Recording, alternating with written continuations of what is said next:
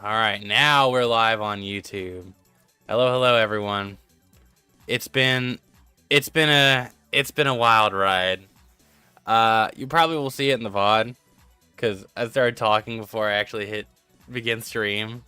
But like, it is insane the journey we've kind of all went on with Multiverses. It's I have a lot to say. I have a lot that I could say. I have a lot of like things I shouldn't say. A lot of frustrations I have with a lot of the information that's coming out. But today's stream, we're just gonna be talking about all of that, and obviously going over the patch notes that we are left with in the aftermath. I got a new streaming setup. Yeah, it's quite sad usually. I I said it before I had started the stream on YouTube, and so it'll probably be in the VOD, but I had so much content planned, and it felt like whenever I was on break for holiday, and as soon as I ended up coming back, it was just over, Like, I started working on some content before Multiversus official demise, and thankfully it wasn't like the content itself didn't hinge on Multiversus, so I don't have to like backtrack or anything. But I do feel like I have to do Multiverse as a service and prioritize putting out like a bit of a memorandum whenever it comes. It, but the game, it's way too good now. I haven't actually read the patch notes. I wanted to keep my reaction like fresh. I mean, I know Lola Bunny's probably coming later if she's not dropping right now, and I know Aquaman is dropping right now. And I've heard all the hype, the build up, the 50 pages of patch notes.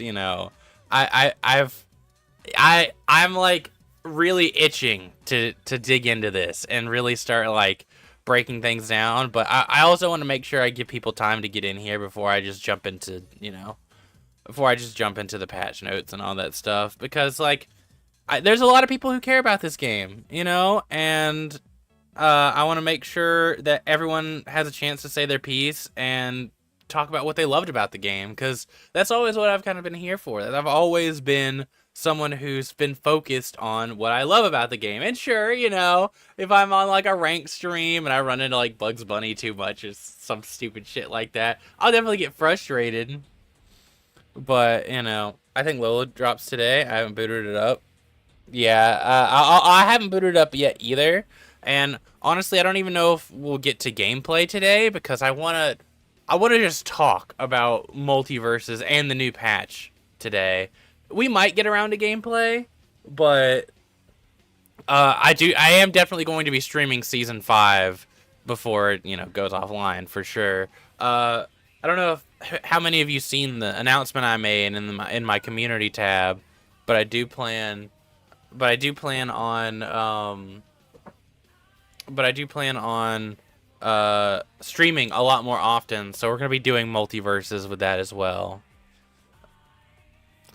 Yeah, it is crazy to see people gloat about like Rip Bozo for Multiverses, but at the same time, I also want to mention that like I've also seen the most amount of people come out and applaud, or applaud what Multiverses was, right? A lot of people were really happy with what it was at the end of the day. And a lot of people are going to miss this game whenever it goes offline.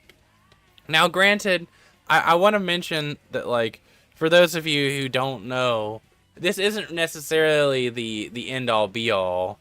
Not only, one, because games with no online can also, like, create, like, flourishing scenes. Ajax was talking about it in one of his tweets.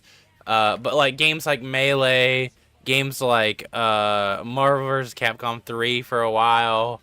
There's a lot of games that, have kind of not had the pleasure of having a full online, but the community has been like passionate enough to host their own servers and get it figured out. I mean, I know the Multiversus server right now just really likes doing Parsec. And on top of that, even if you're not a fan of like what Multiversus ended up being, there's also a Multiversus beta Discord of people who are playing the beta and trying to like update it and bring all the characters from the full release and add it to the beta. So like you really can like pick your favorite flavor of Multiverses. You can either, parsec the the last patch that we're going to talk about today, or you can go back and play the beta, because there's going to be a scene for that too. So just because the online, just because the servers are going offline doesn't mean that everyone's going to be done playing the game. If you really are passionate about the game, you will be able to find a way to keep playing it. Obviously, there's going to be a lot of red tape and hurdles that make it a lot more difficult, but, if you're passionate about a game, we'll find a way to make it work. And I think I've seen that there is indeed enough people to there is enough passion to keep this game going, Here, let me put out an announcement on Twitter just to make sure like everyone's getting in.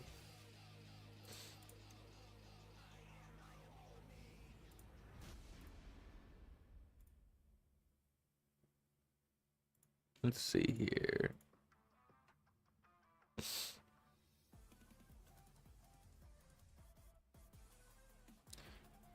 I think the big thing that I really, really hope for is that Warner Brothers doesn't pull like a Nintendo. You know what I mean? Like I don't want Warner Brothers to like see that people are still playing their game and then like pull the plug on it, right? I don't think they will, but it's a worry, right?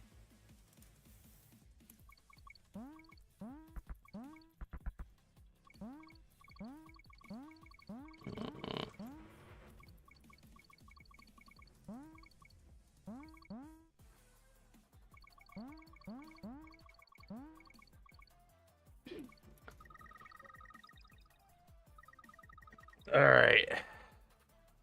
There we go. Okay. But yeah, I don't think Multiverses will like. I don't think Warner Brothers is gonna pull a Nintendo and be like, no one's allowed to play the game online or modify it or anything like that. Because in theory, like if Warner Brothers is chill, and chill is probably an understatement, but if they were chill, we could legitimately do a lot of the same thing that Slippy does for Melee. And I think that there is a community of, I don't want to say roughly the same size, but kind of roughly the same size that like plays Multiverses, that plays Melee, right?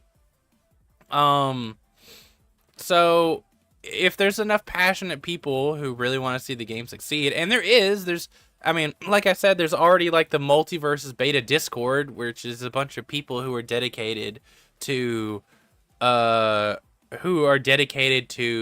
like kind of bringing back the Multiversus beta and adding a bunch of new content and like balancing around like pro player opinions and stuff like that. So, I think that there is potential there for sure.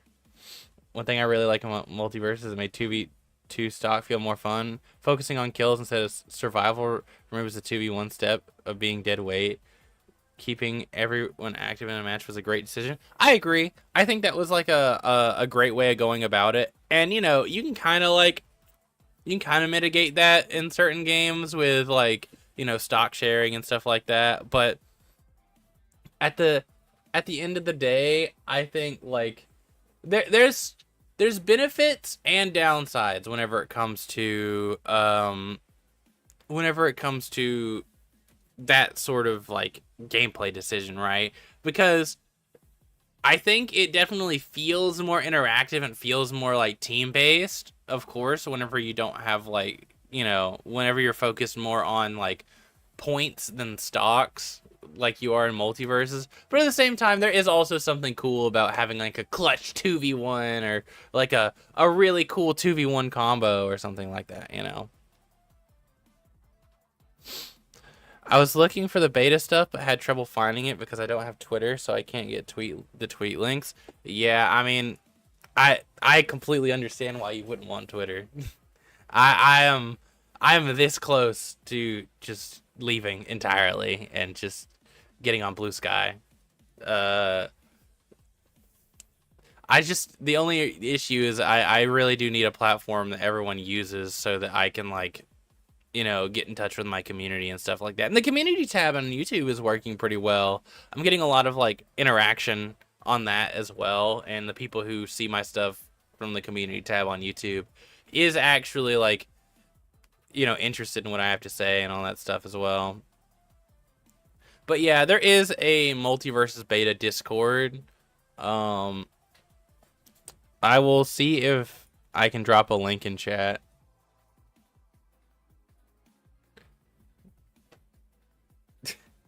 Hold on just a second.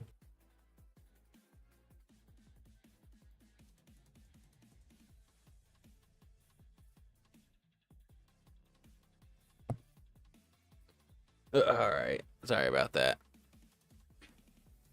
But yeah, what was I going? Oh yeah, here. Let me just send an invite in chat to the Multiversus beta Discord so people can like get in contact and be in the community of other passionate Multiversus players. Like I think that there probably will be a bit of a rift in the community, unfortunately, because here I'm just gonna put the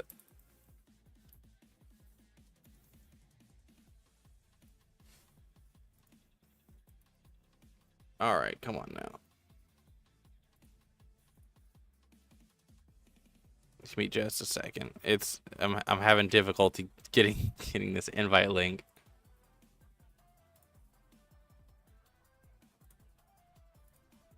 Okay, it says copied. All right. All right. I'm struggling with it right now, but I promise I will put a link in the pinned comment of this VOD on YouTube. For those of you who are interested. But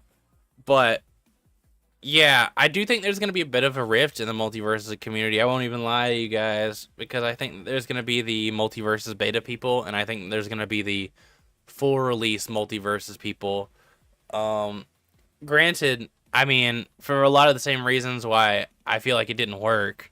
For a lot of the same reasons I feel like it didn't work. That it's an entirely different game. I think that that'll also be the reason why there's like a rift, right? It's just a completely different game with like entirely different gameplay decisions. But at the end of the day, I think we'll still have fun regardless of which game ends up coming out on top. I do feel like it probably will hurt the scene a little bit that there's going to be a split, but what are you going to do? You can't prevent people from playing the version of the game that they prefer, right?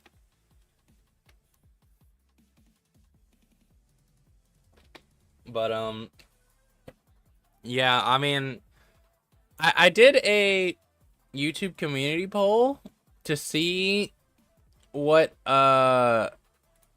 people's like favorite aspects about the game were, and it was like it was actually kind of interesting to see the results. Here, let me see if I can pull it up for stream.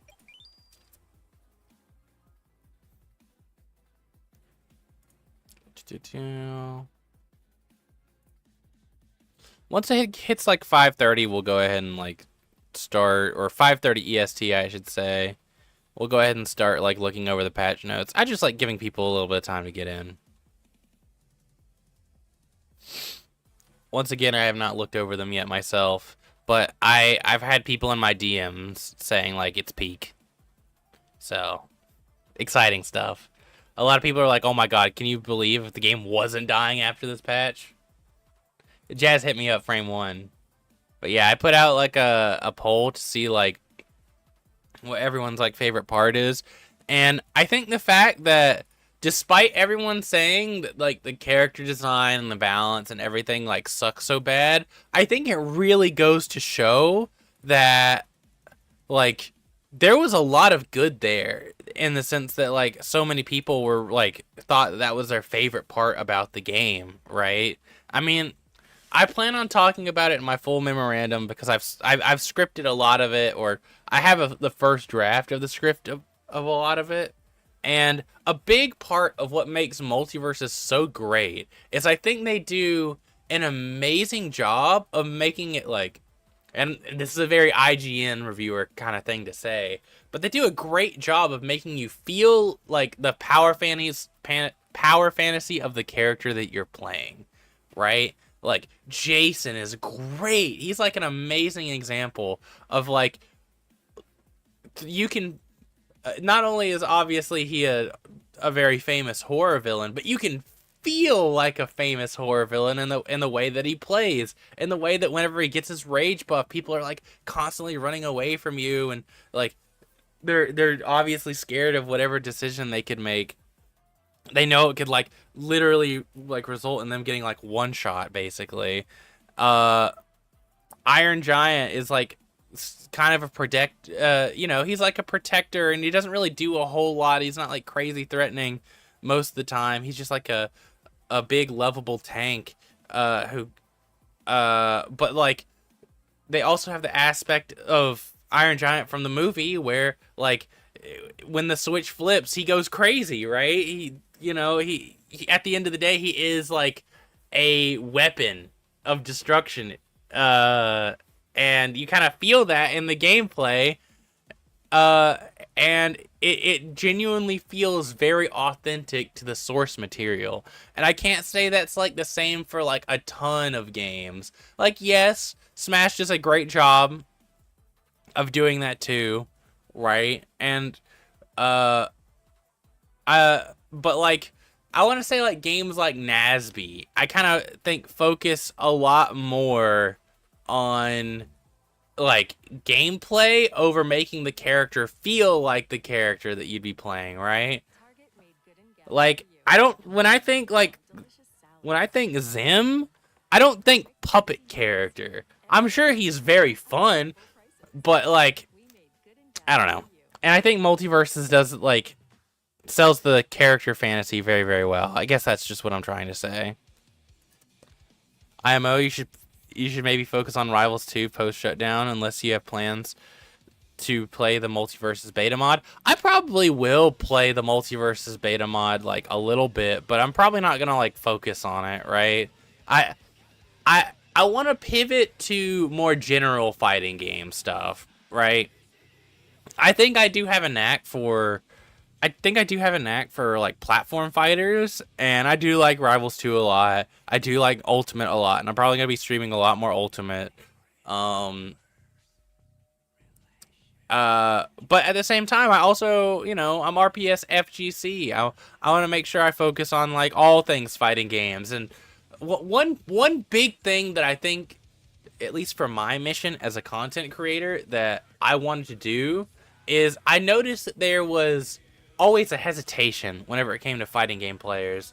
Like, on both sides of the spectrum, on all sides of the spectrum, really. Like, platform fighters, like, traditional 2D fighters, tech, like, 3D fighters, all of that stuff, right? All of them are, like, really hard stuck in their genre, or if not just their genre, their game, right? More specifically, right? Like, I know Smash players who might also pick up like Street Fighter, but then they never like really like get into the meat and potatoes of it. There's like a few exceptions in like content creators that you probably know. Fatality was like a big Smash content creator, but then he like primarily went over to Street Fighter. Riddle's also very big into that. Leffen is probably the most notorious version of it. And I think that there's a lot to love about fighting games in general, and if I can help like bridge the gap and get more people interested, I think our scene as a whole can be a lot bigger, right? If more people from the Smash scene are willing to try Street Fighter, if more people from the Street Fighter scene are willing to try platform fighters. But like right now, there's a lot of hesitancy on both sides. And I think with my content, I really want to highlight a lot of the passions and a lot of things that are really cool about both sides, so that we can like encourage people to play more fighting games, right? Because there's a lot to love about fighting games. I love fighting games. That's the whole reason I made the channel, to share my passion about fighting games, right? But yeah, we're getting into we got about 5 minutes until, you know, we reach 30 minutes points. I've said it a million times this stream already, but I just like to give people a little bit of time before we get into the meat and potatoes of the patch notes. But is there anything else chat wants to like talk about regarding like what they loved about the game, what they hope for the future of this game, what you hope for the future of this channel, you know? I want to encourage like this stream to all like be positive. I don't want to focus on any of the negative. I think that there's definitely enough people in the community that are able to like point out like the flaws. Like I don't want to be a content creator that says like what went wrong with Multiversus, the downfall of Multiversus, because everyone's doing that. We already know. We already know that the game like had its flaws and it had its pain points, right? Everyone on the planet Earth has already made their like video essay about why Multiversus is like failed, right? But we don't have nearly enough people talking about all the great things about Multiversus, all the things that they love. I think the only content creator that I have seen that has genuinely talked about what they love about Multiversus and like not really focused on like the bad stuff is Bands. It's spelled BHANDS. Well, let me read over chat. I think in the vein that Street Fighter 6 or Tekken 8 might be good from a I think in that vein, I think Street Fighter 6 or Tekken 8 might be good for a current fighting game from one and of the other branches. Yeah. I play a lot of Street Fighter already. I just haven't talked about it nearly as much because this channel's primarily been like a Multiversus thing. But I will probably play more Street Fighter on streams and talk about it a lot more. I have a very general fighting game video coming up soon. I don't know if it's going to come out before or after the Multiversus breakdown one. But we'll see. Also, wouldn't be a bad idea to get into the retro fighters like JoJo's or Third Strike or MVC2. Yeah, I like all those as well. Honestly, I'm not a big fan of MVC3. I think that there's a certain I don't know. There's like certain elements of that game that I think are like insane to me. But maybe MVC2. I'd like to try it out at least. Third Strike I do enjoy. JoJo's. JoJo's. It's hard to take that game seriously because there's some degenerate stuff in that game. I've played it, but I can't say I like got super into the Fightcade like scene for it, but I did play it with friends who are also like big fighting game advocates as well. So it's a fun time. We might play it on stream. Bring the people dig enough leak/tease characters out of the beta mod, they can eventually add them. I'm sad we won't see them officially. I think that they will. I think that something will come out. I think there'll either be a rogue developer. I think there'll be someone in the files, even if it's not a rogue developer, a developer that like joins the community out of passion, being like, yeah, this is how we, this is how you access the files. This is how you get a hold of them. This is like, I don't think that's necessarily a terrible thing. At least we're closing with Looney Tunes and a DC fighter because I think those are always good examples of Multiversus moveset design. I love the way they did Looney Tunes characters. I agree. I think a lot of the Looney Tunes characters and the DC characters are like some of the strongest designs in the game, honestly. Obviously, there's designs that I like but did not work in practice, right? Like I think Iron Giant was a great idea, well, I shouldn't say a great idea, but it was like an interesting idea that I would have liked to see work, but we just couldn't get it to work, right? And I'm curious to see how we tackle those in these patch notes. But without any further ado, it is now time. I've given people enough time to get in here, and I've given people enough time to get in here. We're gonna go ahead and start getting into the patch notes. Now, once again, hold on, yeah. All right, once again, I have not. Hold on, I gotta actually turn off background music because I am probably gonna upload this later. So I apologize for the no background music. In fact, here we'll put on a little chill DK music. I don't know if you guys can actually hear that. You can't at all. Let me. Yeah. I love me some DK music.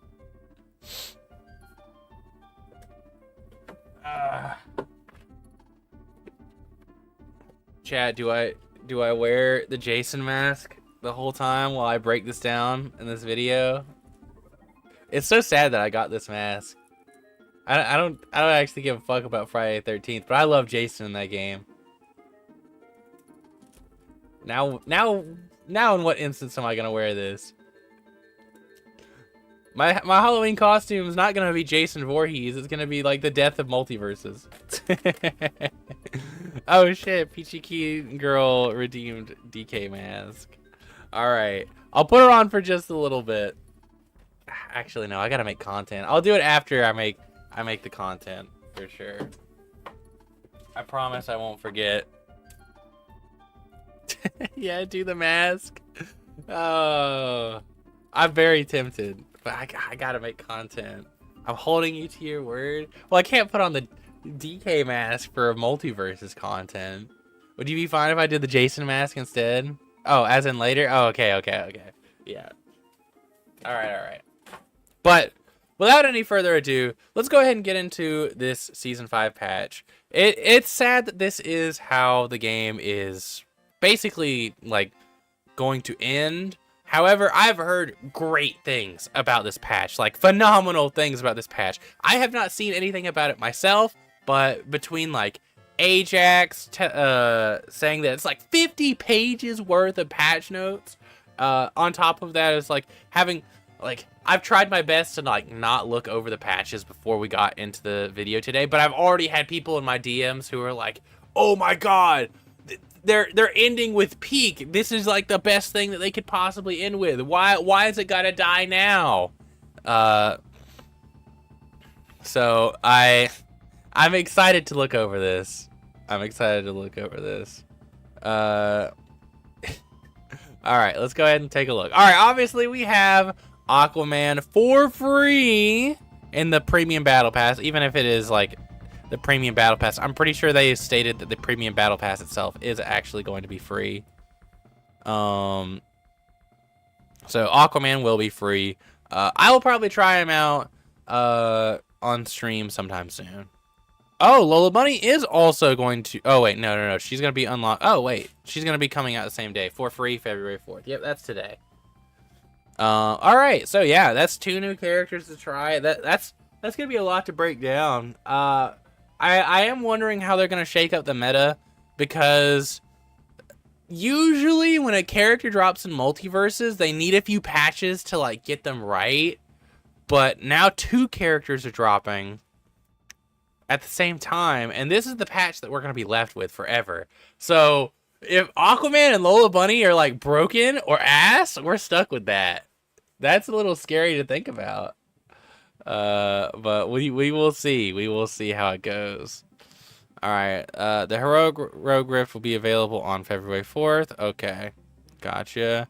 The Horror Discipline Chaos Rogue Rifts have been added and will unlock later in the season. Interesting. So, you know, as you guys probably may or may not know, rifts in general will, when the game goes offline, will be unavailable.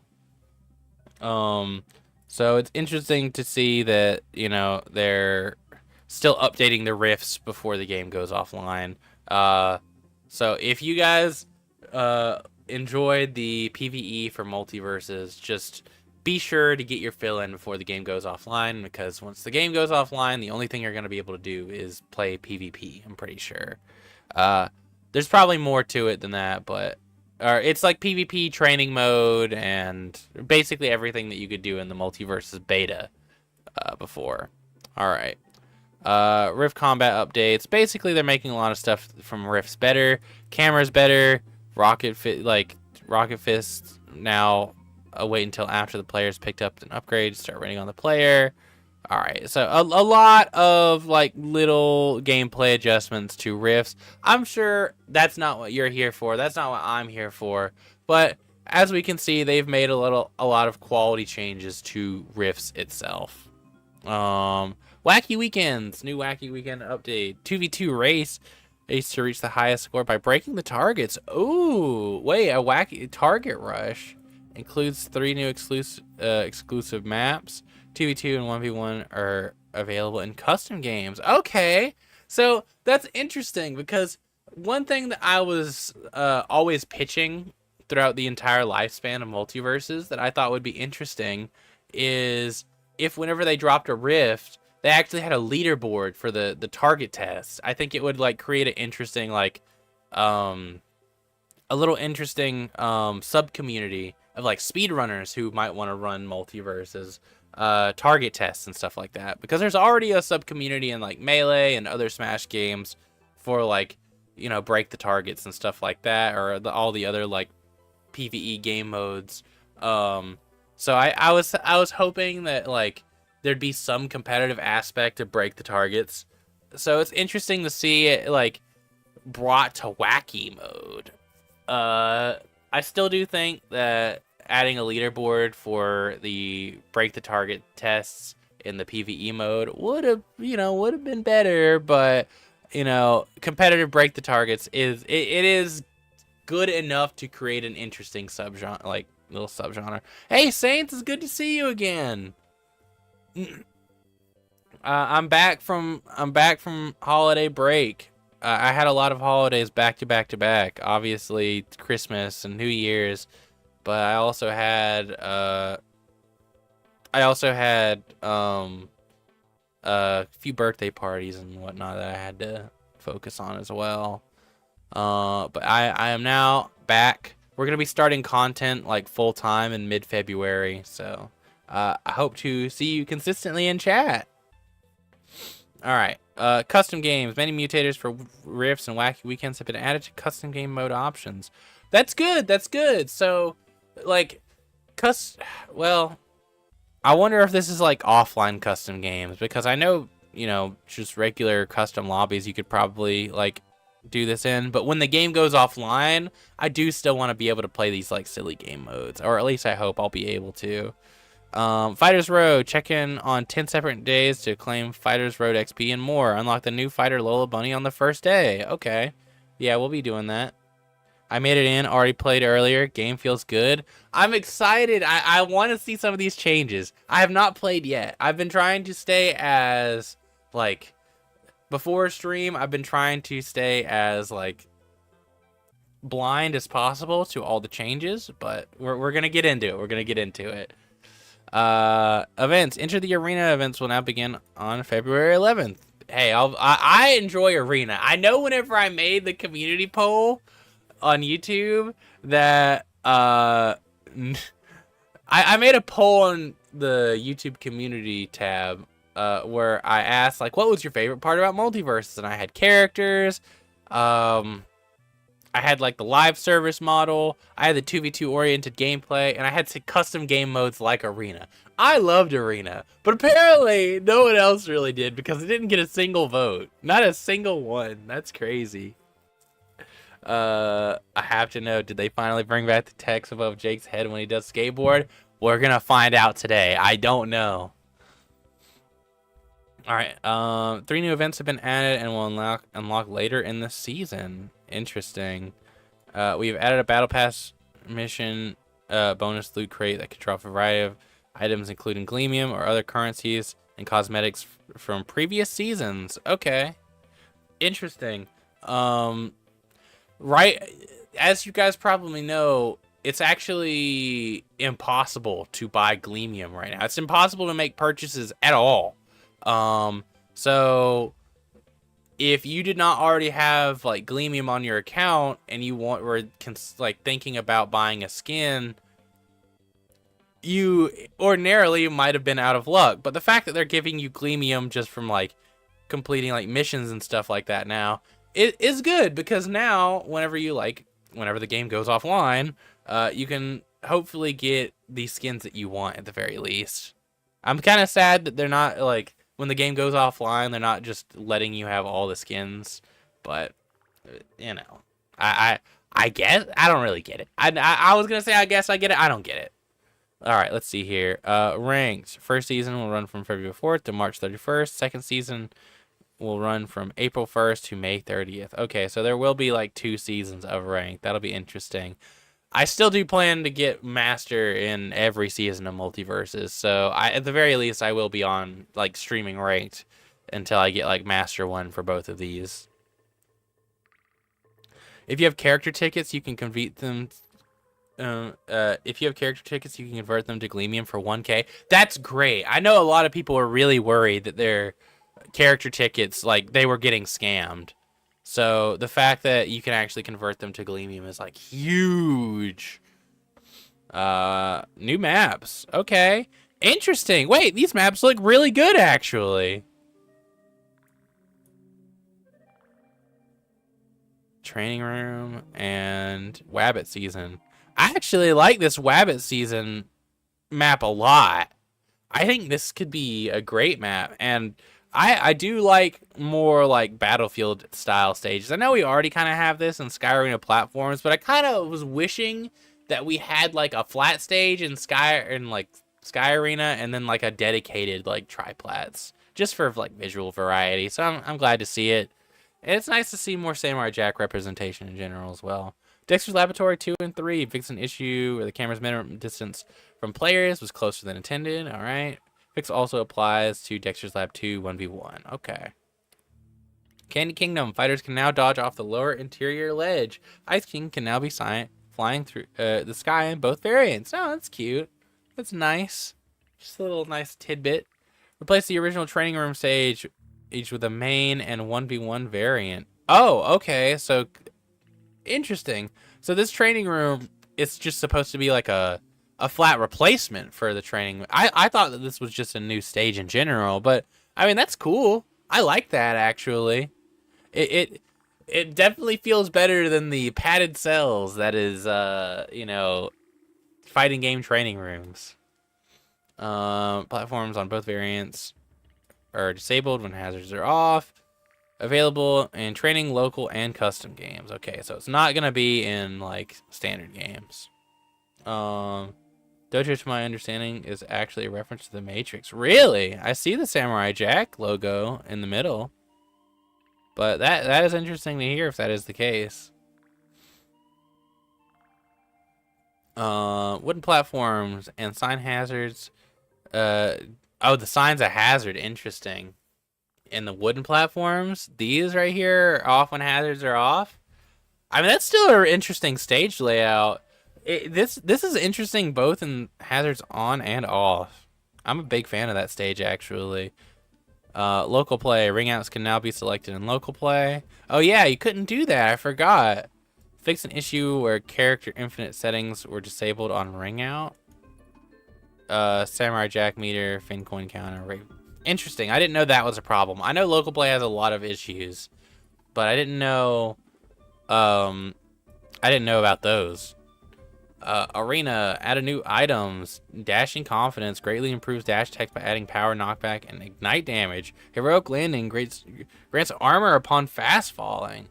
Oh, dude, these are great. Dude, I was legitimately saying that the one thing I really didn't like about Arena was that I wish that there was more items, more variety, and the fact that they're adding more is that's peak. I'm sad that I won't be able to play Arena once it goes offline. I hope that they add that to the local play. I know they haven't said that they were going to, but man, Arena was so clutch. I don't know how you'd make it local play compatible, but I really would just want to play it after the game goes offline, is all I'm saying. Alright. General combat. This is what we're here for. This is what we're here for. Shield visuals and animations have been updated for all fighters. Interesting. I'll have to see what that actually looks like. Minimum shield duration increased to 5 frames from 2 frames. Okay, so now so holding shield is more of a commitment, because beforehand you could just kind of like flash shield and there wasn't really a problem.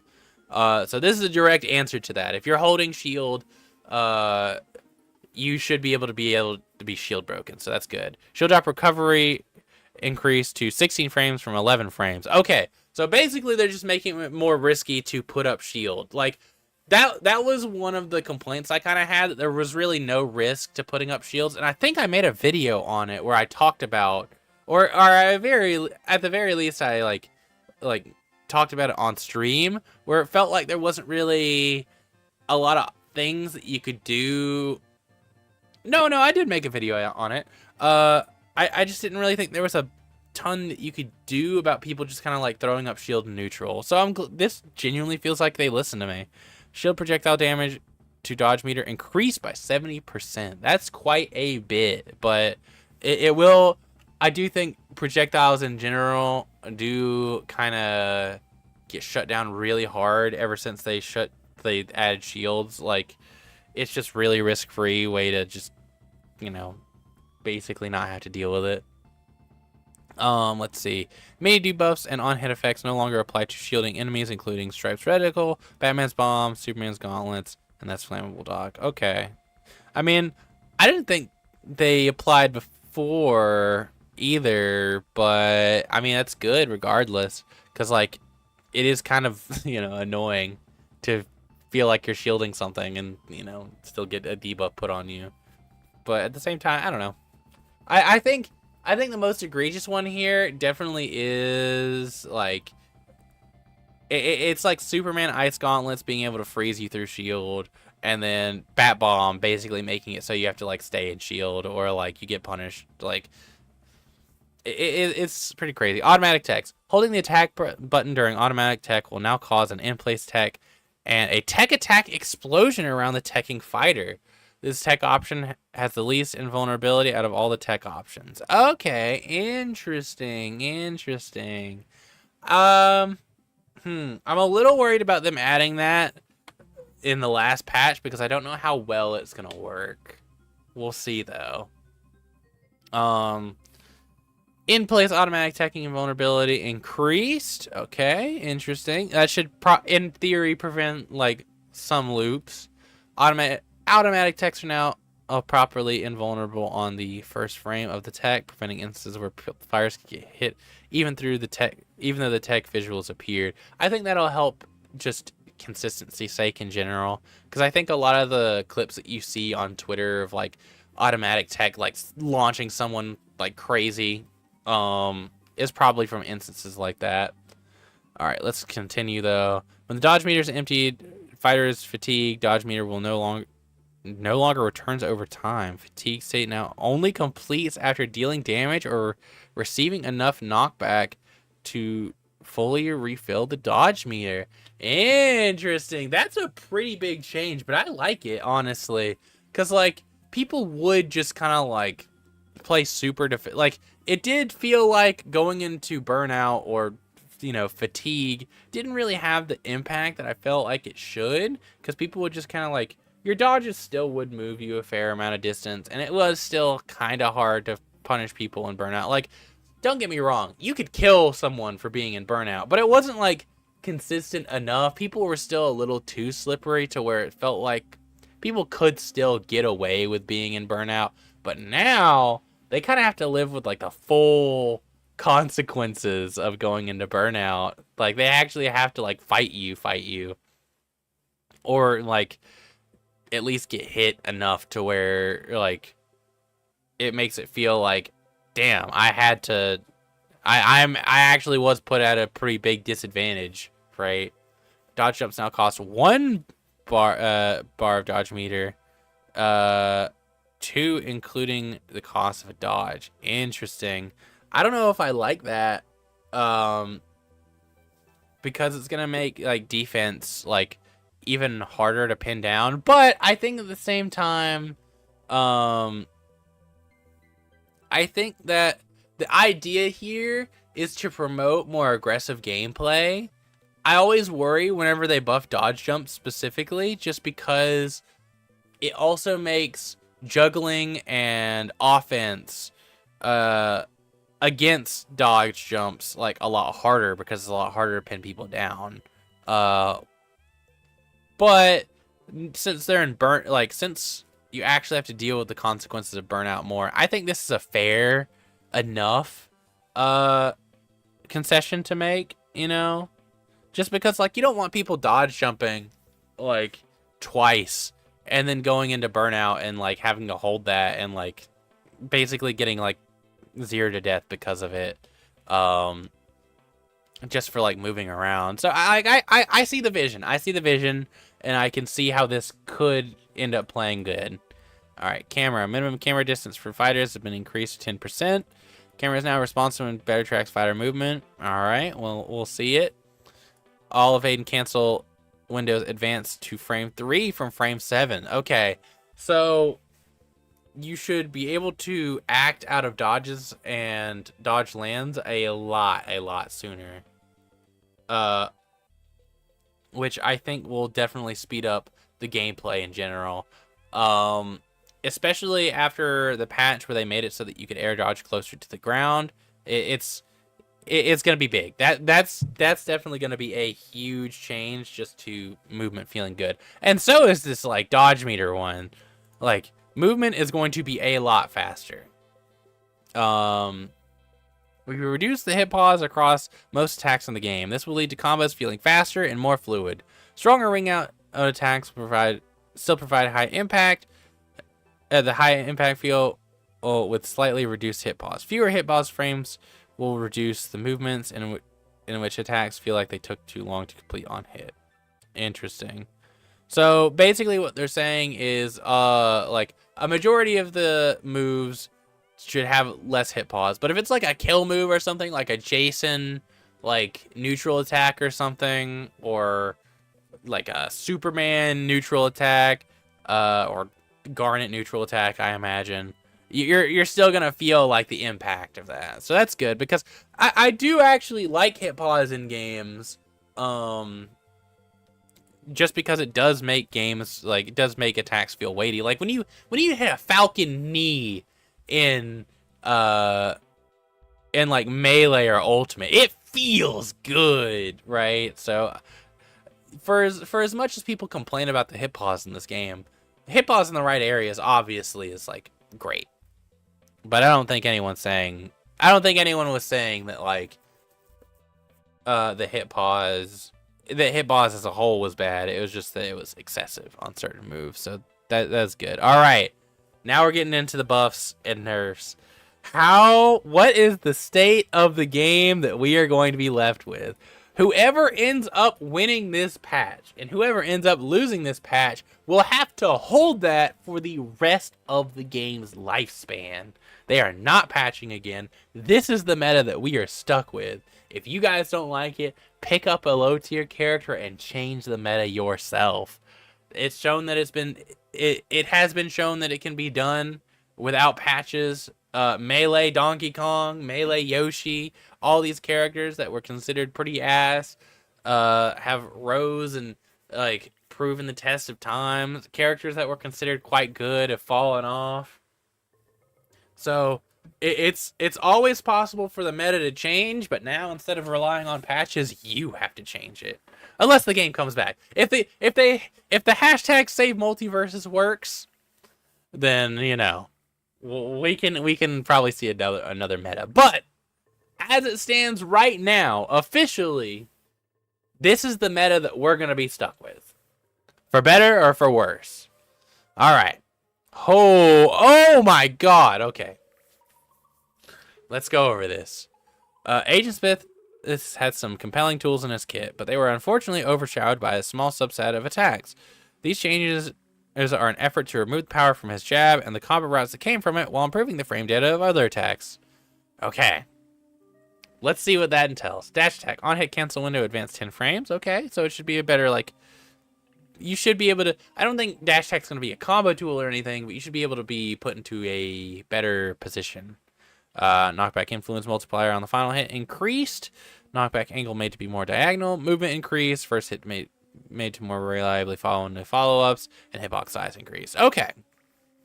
So this should be a better kill move.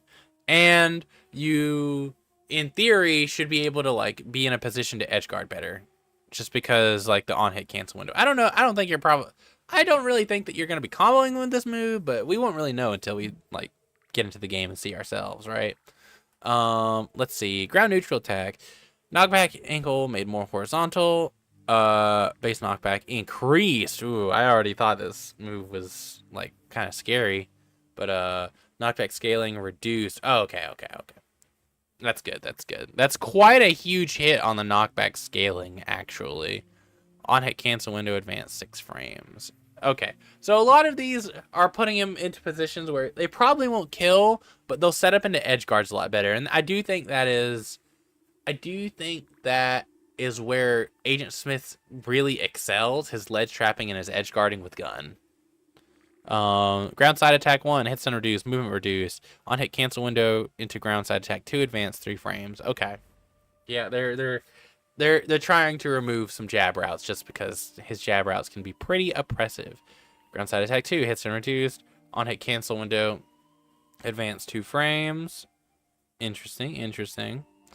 Ground side attack 3, base knockback increased to 1,500 and from 850. Knockback scaling increased to 17 from 10. Knockback angle made more horizontal. Interesting. I don't really think that's going to be a huge change, really. I mean, maybe, like, jab 3 will, like, be, like, a kill option, but I don't really think that they're going to be using that as the kill option, honestly. Maybe, though. If his other, like, jab confirms are, like, made way weaker, that could be what he uses to just kill people. Let's see. Ground up attack. Knockback scaling increased from 13.5 from 15.5.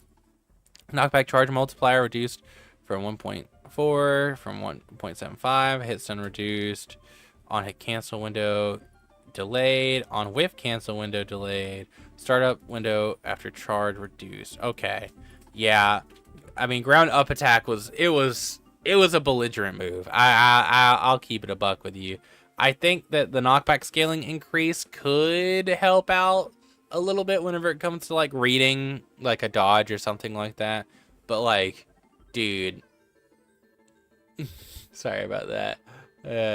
I have a cat that is in heat in the room at the moment, so she might make noises from time to time.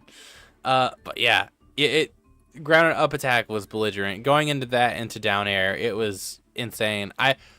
Man, it's so sad to think about. I had an entire series of shorts that was dedicated to teaching people how to play, like, certain, like, every character in under a minute. And one of the big things I talked about was grounded up attack dare. It was like his bread and butter, and it just went into some insane routes.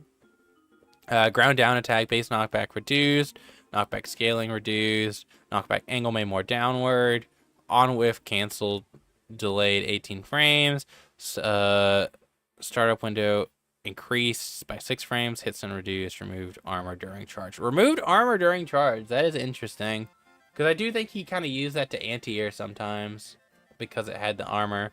What do I think this is gonna do? Let's be real. I don't think this is really going to do much of anything because it is a ground bounce reset move. So all of these numbers, I don't really think are going to do anything. The knockback angle being more downward might make it so that he can, like, kind of edge guard with it at ledge, but we'll have to see how much more downward.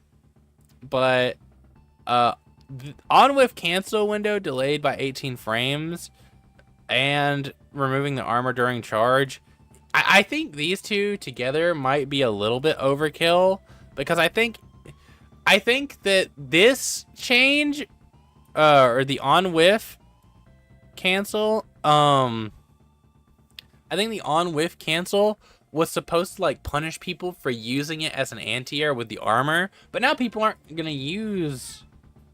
But now people aren't gonna use the this to like anti-air because there's no armor on it. So people probably aren't gonna just be like throwing this out, you know. So you're not really gonna be able to like whiff punish it. The people are probably just going to like combo into it where they can. I will tell you, Agent Smith does not have his tech loops at all anymore. Interesting. I mean, that's good. Tech loops were a bit silly, if I'm being honest.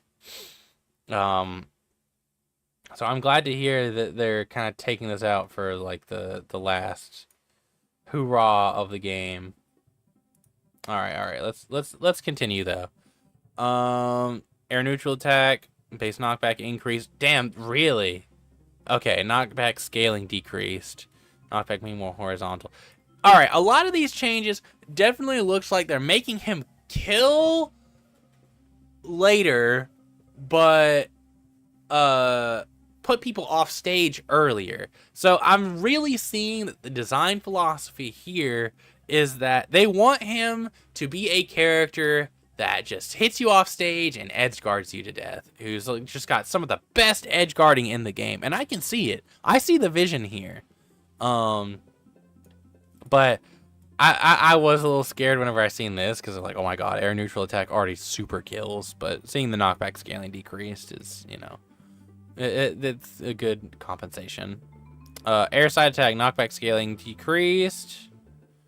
He has new combo routes, but the timings are more specific and require dash attack buffering. His up tilts are kill moves now, but are punishable. Yeah, that's kind of the vibe I was getting from reading the up attack changes as well. Let's see. Air side, yeah, I already read that one. Air up attack, base knockback increase, knockback scaling increase. So it looks like air up attack is also going to be a kill move instead of like a juggle tool. I mean, you're still going to juggle with it, right? Obviously, but now it's also got the threat of killing. Air down attack, on hit cancel window advanced. Okay, so now they're like, guys, we want you to approach with down air, please. So that'll be interesting.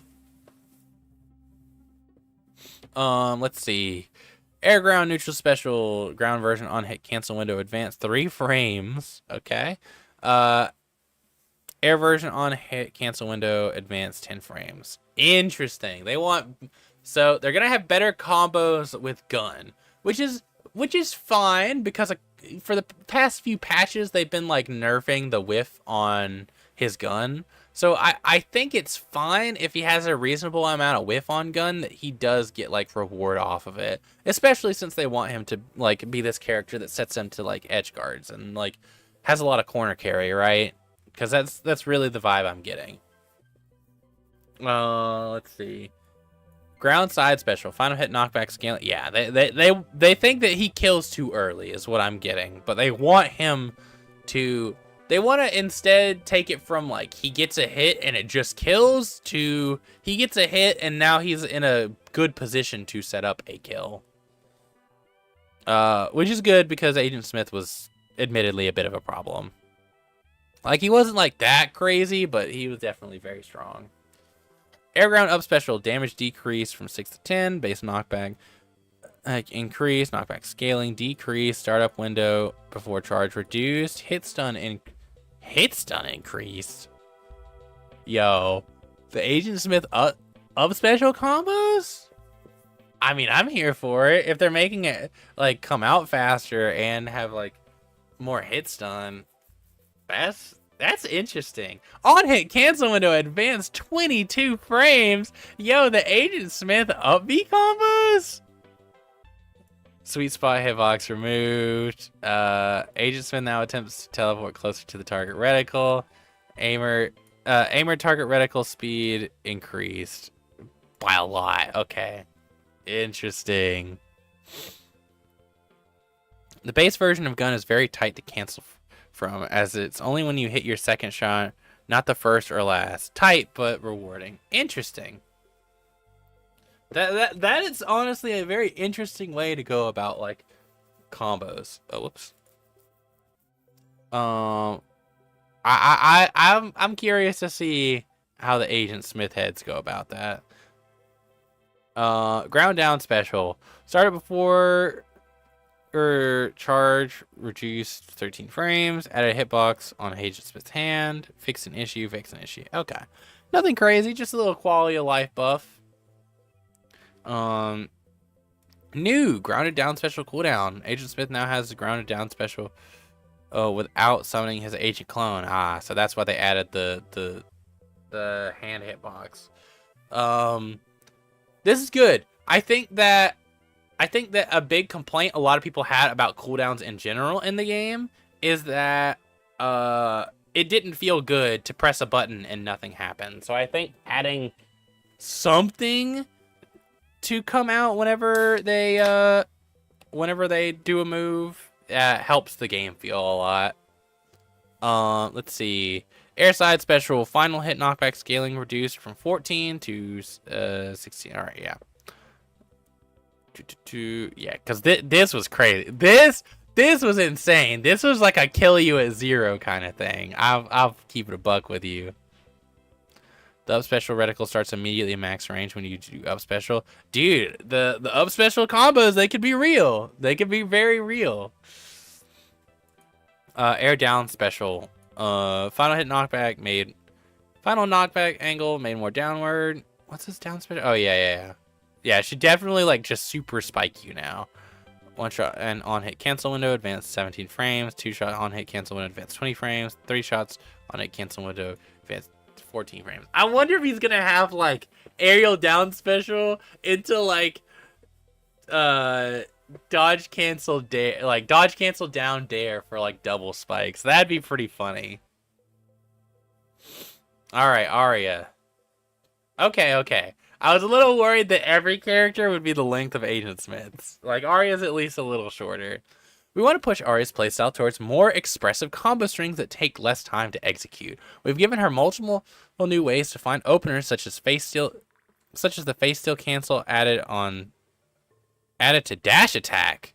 And we've lowered the hit stun on many attacks that lead to easily early ring outs, especially those difficult to escape when an area has the Airwalker perk. Bro, they better be nerfing like up special then. Arya should feel much more expressive and should have more opportunities to play the game as the aggressive character. Okay. On hit, ground dash attack, on hit cancel window into grounded neutral special, advanced 25 frames. That is gonna be something. Oh god, this is scary, honestly. I don't know if I like that. Ground side attack 1. Damage reduced, hit stun reduced, active hitbox duration increased, on hit cancel window advanced, on whiff cancel window delayed. Okay, so jab's a lot more punishable, which is really good. I always fuck with some jab punishability buffs, or nerfs rather. Ground side attack 2, on hit cancel window advanced 2 frames. That's not gonna do anything. That is a pointless one, honestly. I mean, I guess she can like put herself in a slightly better position after she hits it, but like you're not gonna combo off of this move, and I don't know. 2 frames is really not a lot. Granted, up attack on hit cancel window advanced 12 frames. Okay, up attack's gonna be a little bit better at comboing. On whiff delayed by 6 frames. Okay. They're scared to make it like an official anti-air that gives you a lot of reward. That's what I'm getting from that. Now maintains more momentum with execute as part of a dodge attack. Okay. So they want you to like kind of anti-air with it, but like get punished. They want you to get rewarded for anti-airing with it, but get punished if you do it like improperly, right? Or if you're like wrong. Ground down attack. Damage reduced. Knockback scaling reduced. On hit cancel window advanced. On whiff cancel window delayed. Interesting. This is good because this move was kind of difficult to deal with for a lot of people. Added a hitbox to the sword tip with higher knockback and more horizontal knockback angle. Okay. Do you think people will host in-person tournaments, or do you think it's multi-over? I think people will host in-person tournaments. There's already like a lot of people who are trying to do Parsec tournaments for like the Multiversus beta. So people are definitely going to be hosting like in-person and online tournaments for like this game as well. Ajax himself has come out and said that he's planning on Ajax himself has come out and said that he's planning on like hosting and attending tournaments in his area. Obviously, it's going to depend on where you're at. If you're in like the middle of the U.S., or like in more rural areas, it's probably going to be a lot harder to find multiverse tournaments. But there's probably going to be multiverse tournaments in the more populated areas. Like if you live in a city or something, it's like fairly densely populated. MDVA, I mean, heck, North Carolina might even have like locals. Florida, New York, California. There's going to be locals in those areas that are probably pretty prominent. Probably Georgia as well. But otherwise you're probably best sticking with like Parsec or something like that, unfortunately. Or who knows, maybe the community will find a way to host their own servers in the same way that Melee has like Slippy and stuff like that. Alright, let's continue though.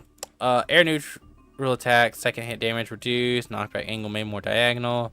On hit cancel window advanced 2 frames. Now maintains more momentum during the attack. Okay.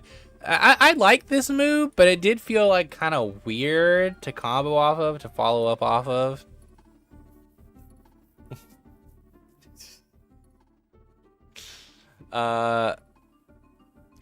But yeah,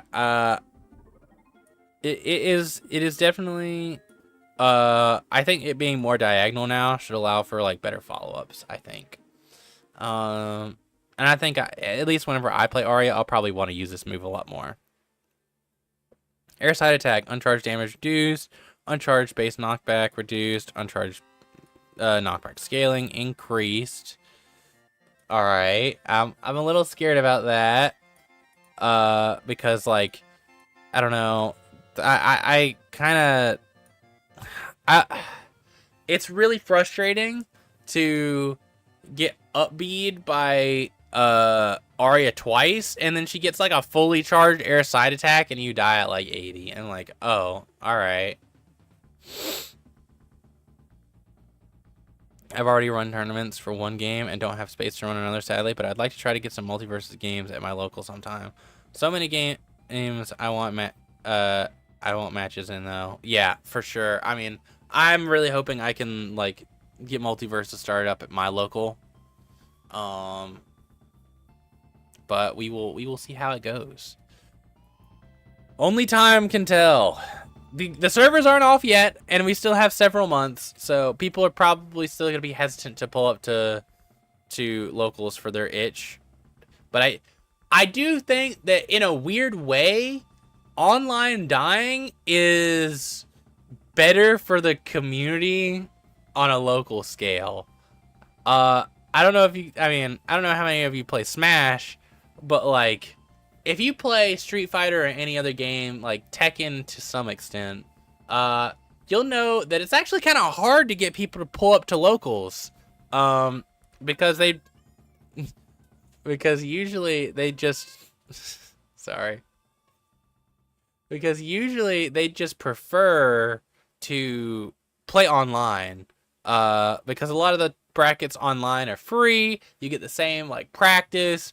And the online's so good that it's really not even that much of a hindrance, right? It's not like you can barely feel the difference. And it was the same thing with Multiversus. It was really hard whenever I was hosting tournaments for Multiversus to get people to come out to tournaments, because they were like, why would I do that whenever I can just attend like a free online one that has like $200 on it? And like, I guess that's fair. But in a weird way, I think that it going offline is a great way.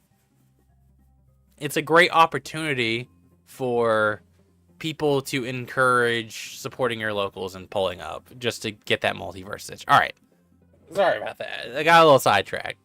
I'm very passionate about the future of the game. Air down attack. Repeat move lockout.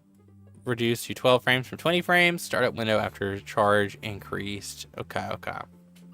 Interesting. So, I don't really see what... These kind of, like, cancel each other out a little bit. Like, she's definitely still going to be, like, daring you over and over again. And her dare is, like, really oppressive from an edgeguard sense. Just because it's, like, super disjointed, right? But I think they wanted to, like, let her edgeguard with dare, but they didn't want it to be, like, nearly as oppressive. They wanted to, like, give you some opportunity to dodge through it, right, on reaction.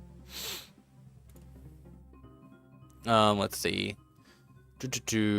Ground neutral attack. Air version air ground neutral special. Air version unchanged. Damage reduced. Okay, so this is... I'm trying to remember what her air neutral special even was. Are they both face steel? I don't think so. What was her air neutral special? Alright, whatever. Her face steel on the ground. This is what's changing. Damage reduced. Base knockback increased. Knockback scaling increased. Knockback influence multiplier. Wow, interesting. So, I mean, in theory, she should still be able to, like, get combos off of it, right? Because, you know, I think they still want it to be, like, something to extend off of, but it is interesting to see the knockback increase. I wonder if that's gonna, like, change her routes at all. Probably not. It'll probably just make it so she'll have to, like, dodge cancel the jab sometimes at higher percents. But we'll see. Air glide sound special. Cooldown. Final hit damage reduced to 5 from 6. All right. Fair enough. That's really not a whole lot.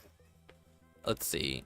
Air ground side special dash dagger. Hit stun increased. Dash speed reduced to 10,000 from 12,000. On hit cancel window advanced 2 frames. Okay, so she's gonna get better.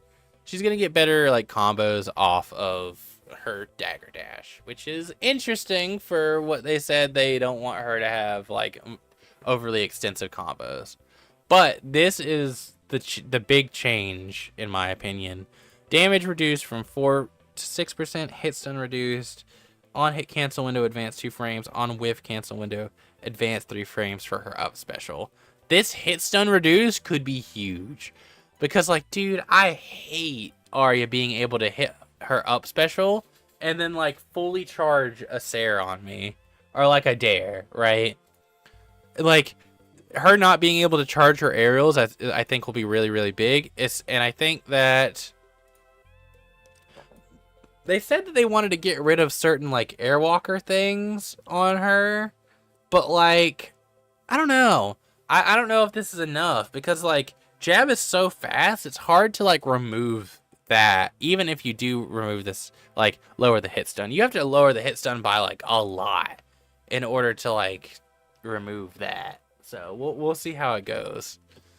Air ground down special. Now maintains more momentum when executed as part of a dodge attack. Wow. So they want her to like roll into like sharpen. That's interesting. Roll into turn attack. All right, new air ground down special. Cooldown. Arya performs a version of her air ground down special that does not dash to allies or grant the turn attack buff. Okay, so she just like sharpens her sword. I know she could kind of use that for like weird extensions though. So I'm kind of like, I do think that this will be interesting. Is it really 50 pages of patch notes? I mean, it's a lot. All right. Let's get back to business though. Thankfully, oh my god. Thankfully, some of these characters are a little shorter to talk about than others. Okay. Banana Guard is receiving multiple changes to his kit, which we were not seeing much use of in gameplay. Air down special receiving a hitbox while following in a similar fashion to Iron Giant. Ground down attack is receiving a hitbox adjustments to better match the visuals of the attack. Ground down special tiers are being improved, along with a buff to the Icy tier signature perk. That's interesting because this perk, no one fucking uses this perk. because his grounded down special is like a troll move basically. Ground shield big track. Now, Grenadier Guard now uses ground dash attack. Interesting. Ground down attack. Startup window after charge reduced 2 frames. Okay, on hit cancel window advance. Okay, so he's gonna get a little bit better combos off of his grounded down attack, which is really good. Because I feel like he kind of didn't really have too much off of that before. Air side attack damage reduced, knockback scaling reduced. Yep. Air ground neutral special. Banana Guard now slowly falls when charging in the air. That's good. I think all these like stall like moves kind of need that. They did it with Shaggy, but I think it was very clear that other moves similar needed something like that. Ground down special or ground side special on whiff cancel window delayed 4 frames. All right, this is throwing a bone to like some of the casual players. You play any matches yet? I have not. I don't know if we're gonna get to play matches today, but I do want to play sometime soon. Today I just want to talk about Multiversus and like kind of reminisce a little bit while we talk about the game's closing and talk about like what this patch means for like the final patch of Multiversus and what we're stuck with. Ground down special. Tears hitbox size greatly increased. Alright, interesting. I want to see what greatly increased looks like. They reverted the Shaggy charge? Okay, alright. We'll get there. We'll get there.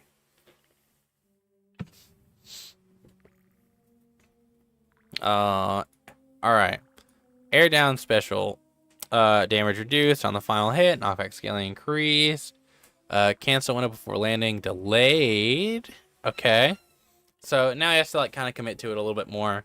He can't just like cancel out of it like as easily as like Iron Giant can, right? Hitbox added whenever he starts falling on frame 18. Okay. Now spawns an ice puddle at Banana Guard's location. That's actually really, really good. I'm definitely going to be using that in 2s now. Like, beforehand, I would not use anything aside from... I would just use the well-rounded perk, because he was already, like, a very good fundamental character, so, like, just buffing that through, like, damage alone was pretty good. But this, in 2s especially, is going to be really good, I think. Especially if the ice puddle spawn doesn't really have a cooldown. We'll see, though. Alright, Batman's strength comes from his ability to secure bringouts most easily from a few strong combo strings. We want Batman to have multiple ways to start combos while lowering his ring out strength to provide a more balanced approach to his hyper-aggressive gameplay. Alright. We're broadly increasing Batman's swift leg to add more risk to his gameplay, but also increasing his freedom of movement on aerial down special to allow more angles of attack. Interesting. Alright, let's see what that entails. Ground and dash attack. Knockback scaling reduced. Okay, yeah, this move like super killed. On whiff canceled, delayed. Okay, so yeah, this is what they were talking about with making him a lot less safe. On hit cancel window advance 1 frame for ground and neutral attack. Ground and neutral attack is battering. Okay. On whiff cancel delayed 5 frames. Wait, how does that work? How does whiff work for batarang? Am I like missing something here? I feel like I'm missing something here. How do you like what is the whiff cancel window for batarang? I guess the idea is that you can cancel on hit if you do it like in their face really soon, right? And especially for like the on cooldown. It looks like they're trying to like give him a little bit better combo game from his like neutral attack, right? Even whenever he doesn't have batarang. Side attack, reduce startup window by 1 frame. On hit cancel window advance 1 frame. Okay, so he might have slightly better combos off of jab 1. Nothing too crazy though. But the on whiff cancel window is delayed by 10 frames. So it looks like a thing they're doing with a lot of characters is they're making jab 1 a lot more risky. Which is good because you get a lot of reward off of jab 1, right? It's kind of like your burst option in this game, where I think the design philosophy, at least right now, is that it should be like very rewarding and your fastest option to like whiff punish people with. However, like if it's called out, especially if someone like shields it, you should get punished for it. Let's see. Ground side attack 2. Active hitbox. Duration increased by 1 frame. On hit cancel window. Alright, yeah. They're doing the same thing with jab 2, making it a lot like riskier, but giving you ever so slightly better combos off of it. Or at least more leeway. Side attack 3. On hit cancel window. Advanced. On whiff delayed. Okay. Ground up attack. Repeat move lockout increased to 12 frames from 8 frames. On hit cancel. It looks like they're just ever so slightly buffing his combos, but making them a lot more risky. Ground down attack. On whiff cancel window. Advanced 5 frames. I don't really know what this is supposed to do for him. I really don't. Like, maybe it's just better at like controlling the zone in front of him. Like, maybe you could like stuff out approaches a little bit better.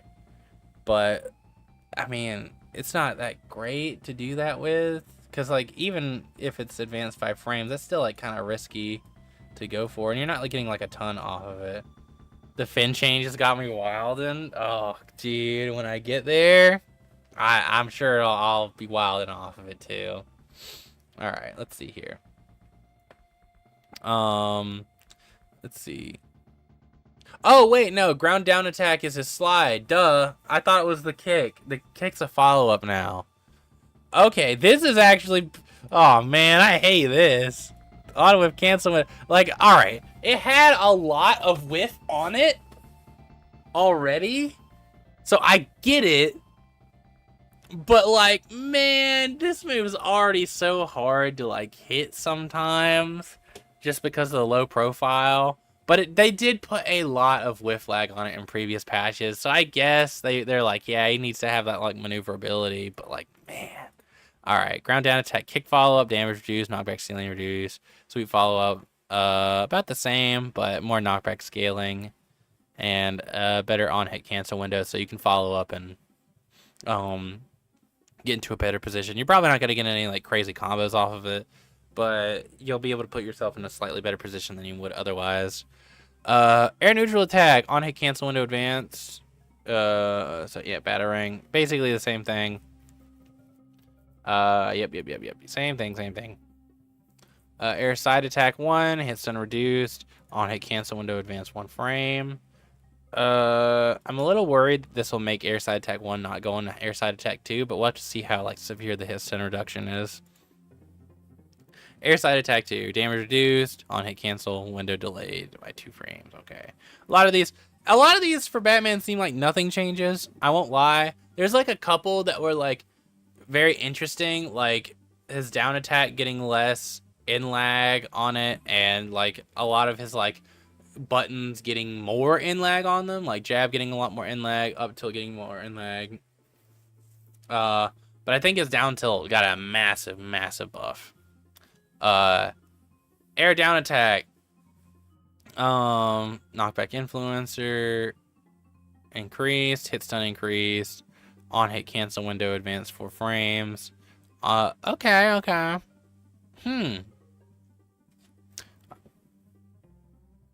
All right, yeah, this should definitely be a lot better to interesting. This will definitely be a better to edge guard with, obviously, because the hit stun increase is going to make it kill earlier. And then the on-hit cancel window being advanced is going to make it so that even if it doesn't kill, he's able to follow up really, really well and keep people, like, super oppressed. Like, I imagine you do stuff like down air and, like, battering, cover a lot of stuff, and then, like, fall down and try to down air them again. And even if they dodge the down air, they get hit by the battering and back into you. This is going to be crazy. This is going to be crazy. All right, Bat Bomb can no longer be applied through shields. Yep. Grapple Hook is now immune to Marvin's bubble. Yeah, that makes sense. I thought it was kind of weird. Granted up special knockback scaling reduced. Now counts towards Batman's air special limit. Okay, interesting. Yeah, because he could up special a lot. He could keep you juggled forever just by alternating those. Ground down special. On hit cancel window advance 3 frames. Okay. Smoke bomb. Smoke bomb combos. Let's go. Air side special. On whiff cancel window delayed by 6 frames. Okay.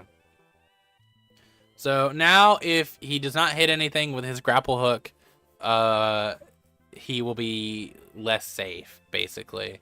I do still think he can cancel out of it if he like hits a, you know, he grabs onto the stage or like he's still going to be able to like air dodge at any point. But if like he doesn't, if he's too far away from the stage to like grapple it, or chooses to not grapple it and has the dash afterwards, he should be a lot easier to like actually hit an edge guard. Okay. Air down special on whiff cancel window advance 2 frames, now maintains more horizontal momentum during the attack. Okay. I want to see this because they talk this up a lot. I really do want to see that. All right, let's talk about Beetlejuice. All right, Beetlejuice is pretty short. We'll do a little speed run through him. Honestly, I need to start speed running through a lot of these because, like, dude, there's just so many changes. All right, we're revising Beetlejuice to make him more like the assassin character he is, with general improvements to combat starters, combo routes, and ring out power. Ground dash attack and air down special will provide multiple ways to approach enemies with a significant reward on hit. Okay, interesting. What's his air down special again? I'm trying to remember. Oh, his door. This should help give players more options instead of forcing Beetlejuice to attack primarily with jabs. Yeah, because that's pretty much all he would do. Dash attack. Yep, dash attack combo's better, but has more whiff lag.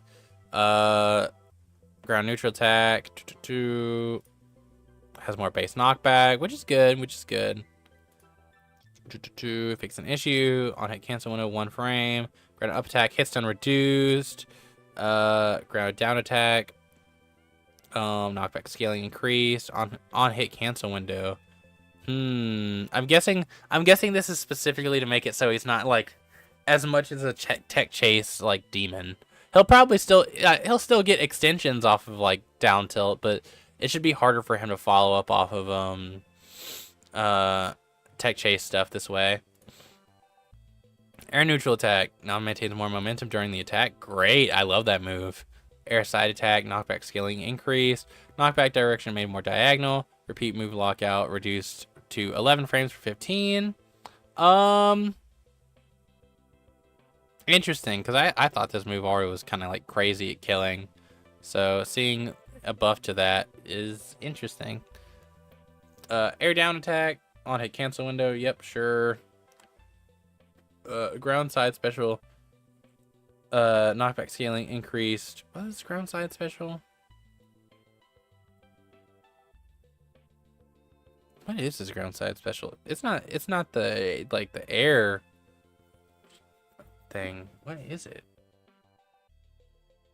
I genuinely can't remember what his air side or his ground side special was. I have no idea. I'd have to honestly boot it up. Second hit on hit cancel. All right, so I mean, yeah, slightly better killing. Nothing too crazy. Let's see. Ground up special. Hit stun increase. Oh, okay, interesting. So the bug should be like put you in a lot better of a position. Beetlejuice now performs his air down special near the ground. His air down special when near the ground when his ground down special is on cooldown. Oh, okay. So now he can just do the door. Whenever his bomb's on cooldown. That's cool, actually. I think that'll open the doors to some interesting routes. Beetle wall bomb. Wall bomb. Is that what his ground and side special was? Wall bomb. Oh no, his ground and side special was like the weird like jump where he like squashed the beetle. But this is interesting. Like now he'll just do like the weird like evasive like door jump whenever he does ground down special when it's on cooldown. And they said that on hit cancel window advance 2 frames. Sandworm knockback angle made more diagonal. They said that he should be able to get more like combos off of it, so I'm curious to see how that goes. Air side special, sour spot knockback scaling increased, sweet spot knockback scaling increased. Interesting. Sour spot knockback direction made more horizontal. This will be pretty big because this is already like a pretty oppressive move. All right, Black Adam. Yeah, I don't actually think Black Adam was in a bad spot, so I'm fine with him not getting too many changes. Black Adam is receiving hit stun reductions across many attacks that previously led to near inescapable combo loops. We're also broadly increasing his whiff lag and reducing his ring out power. All right, they sound like they gutted this guy. Even though this isn't a whole lot, they're making it sound like this guy's cooked. In exchange, we're giving him faster on-hit canceling, and we are returning his cancel options that were removed in previous patches, opening up potential for multiple new combo routes. Ground dash attack hit stun reduced. Ground side attack on-hit cancel window advance 1 frame. On-hit cancel window into jump re-enabled. Oh shit, they're bringing back fucking jab dare loops. Oh fuck, it's over. On whip cancel window delayed. Yeah, that's pretty universal change. It looks like pretty much everyone's getting a jab 1 like whiff lag increase. Ground side attack 2 hits and reduced. On hit cancel window advance 1 frames. On hit cancel window into jump re-enabled. That's so crazy. Ground of attack on hit cancel window advance 4 frames. Lightning projectile startup window reduced 2 frames. Ground down attack. All right, I'm ready to start hearing where they gutted him because right now this sounds like all good. All of this sounds good. Ground down attack knockback scaling increased. On hit cancel window. Oh god, dude, this is crazy. They're bringing back so many like the craziest things he had. I'm scared. A lot of Black Adam's old combos are coming back. All right, air neutral attack, base knockback reduced. Not by that much. Knockback scaling reduced. Not by all that much. I mean, it's like, it's, it's considerable. But, and you probably, you won't be dying like super duper early. On whiff cancel. Okay, this is pretty big. More whiff lag on this move is pretty wild. Air side attack knockback scaling reduced to 20 from 23. Ooh, that's actually pretty good. On whiff cancel window delayed by 3 frames. Yeah, that's pretty severe because like they said, there was so many instances where he would just like you dodge out of something and he'd just keep running you down and you just couldn't get out. Air down attack on hit cancel. Dude, they legitimately said we're bringing back the dare loops, guys. Air ground neutral special hitbox added to Black Adam's hand during the start of the attack. Ground side air special on hit cancel window advance 5 frames. Interesting. Wow. For as much as they said, it felt like they said that they were like gutting Black Adam here, and then I scrolled down and I just seen like buff. I'm like, huh? Like, there's definitely some considerable nerfs here, like less kill power and his air side attack, like having more whiff definitely makes it like a lot easier to like get out of his combo strings, but like still. All right, this is another short one. We're looking to increase Bugs Bunny's air momentum and aerial cancel timings to help Bugs approach more and combo more effectively in the air. That's crazy because I actually think he already did that pretty well. Better than a lot of characters. Dash attack, on hit cancel window advance 2 frames. Current up attack, knockback influencer multiplier increased from 1.2 from 1.0. Hit stun increased, on hit cancel window. Man, this is gonna be a scary. Like he was already like really good at combos. I don't think it's gonna open the door to anything that like is super absurd because he could already do like up tilt down air, right? Up tilt down air and air. And I don't know if he's gonna get any crazier than that. But I think at higher percents it'll be particularly good because now he should be able to do like up tilt and air, up air a lot more effectively. Power projectile can no longer be redirected by ally and projectiles. Okay, that's weird, but okay. Air neutral attack now maintains more momentum when falling. Okay. Air side attack. On hit cancel window delayed, repeat move lockout, reduced, now allows for a fast fall during attack startup, now maintains more momentum when following. Okay, these are pretty simple, nothing crazy. Air down attack, on hit cancel window, advanced, on whiff cancel window delayed. Now allows for fast fall during the attack startup, now maintain. Dude, they just wanted him to have up tilt dare more consistently. Oh my god, bro. He's gonna do up tilt, nair, dare, tech chase. Oh my god, this is gonna be insane, dude. Let's see. Grounded up special cooldown now counts towards Bugs Bunny's air up special limit. Interesting. Garnet. Well, Garnet will feel much quicker with the global hit pause changes. So we have given her more freedom of movement and easier to cancel to help her with the faster gameplay. To keep her from feeling too strong, we've limited the ring out potential of some of Garnet's attacks. Instead, moving that power to Garnet's grounded ring out options. Well, hold on. How far is? I'll skip to Finn for you. I was going one at a time. Wait. Did I miss it? Batman. Wait. There is no Finn changes. Oh, dude. That is pretty wild. Almost every character in the game got changes except Finn. Oh, dude. That's crazy. I can see why those Finn changes got you wild. And I mean, I don't think Finn really needed anything. I thought he was fine. He got 2 stickers. What do you think? I know you are. I'm pretty sure you're a Finn player. What did you think of Finn in the current state? Do you think he's fine? It's like there was the universal changes to hit pause. I don't know if that makes him feel any better.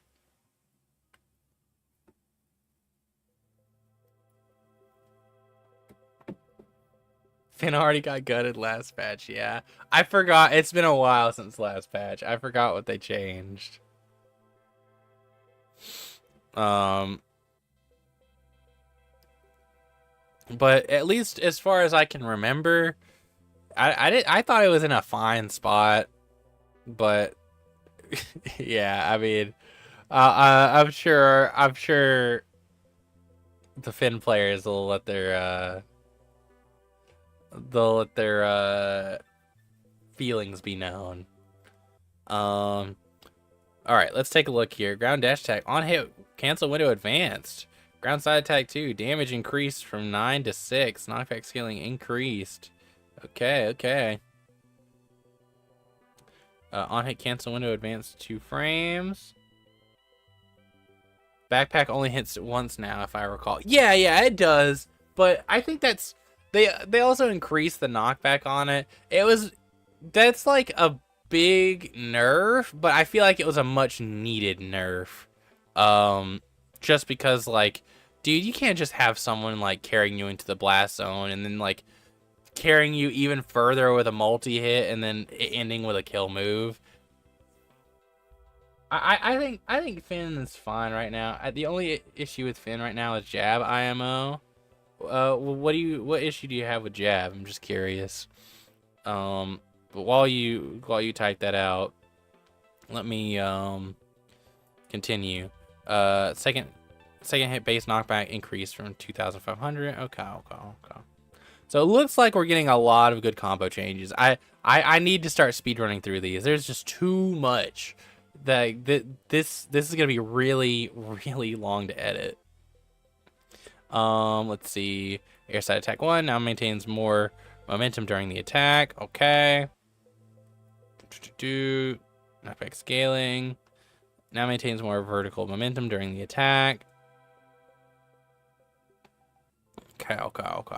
Yeah, I mean, they summed it up pretty well in this patch notes. It feels like she's getting a few more combo options. But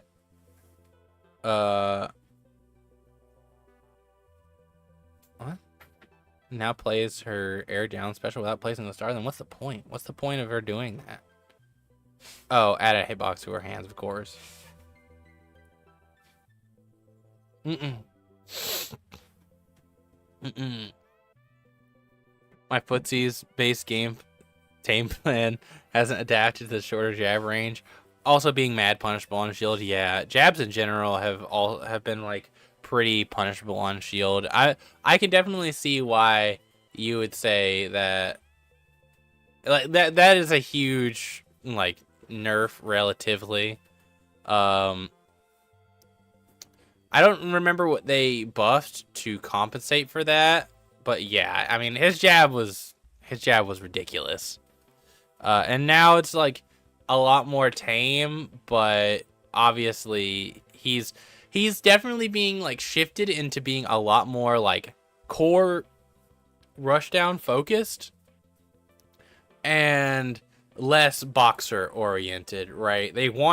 It seems to me like they want him to be a lot more focused on just running people down and like swinging his sword and just going crazy, right? Instead of like playing like really defensive. But I can see how that's like a huge game plan shift for a lot of people as well. All right. That's a lot, but we're going to try to summarize it really quickly.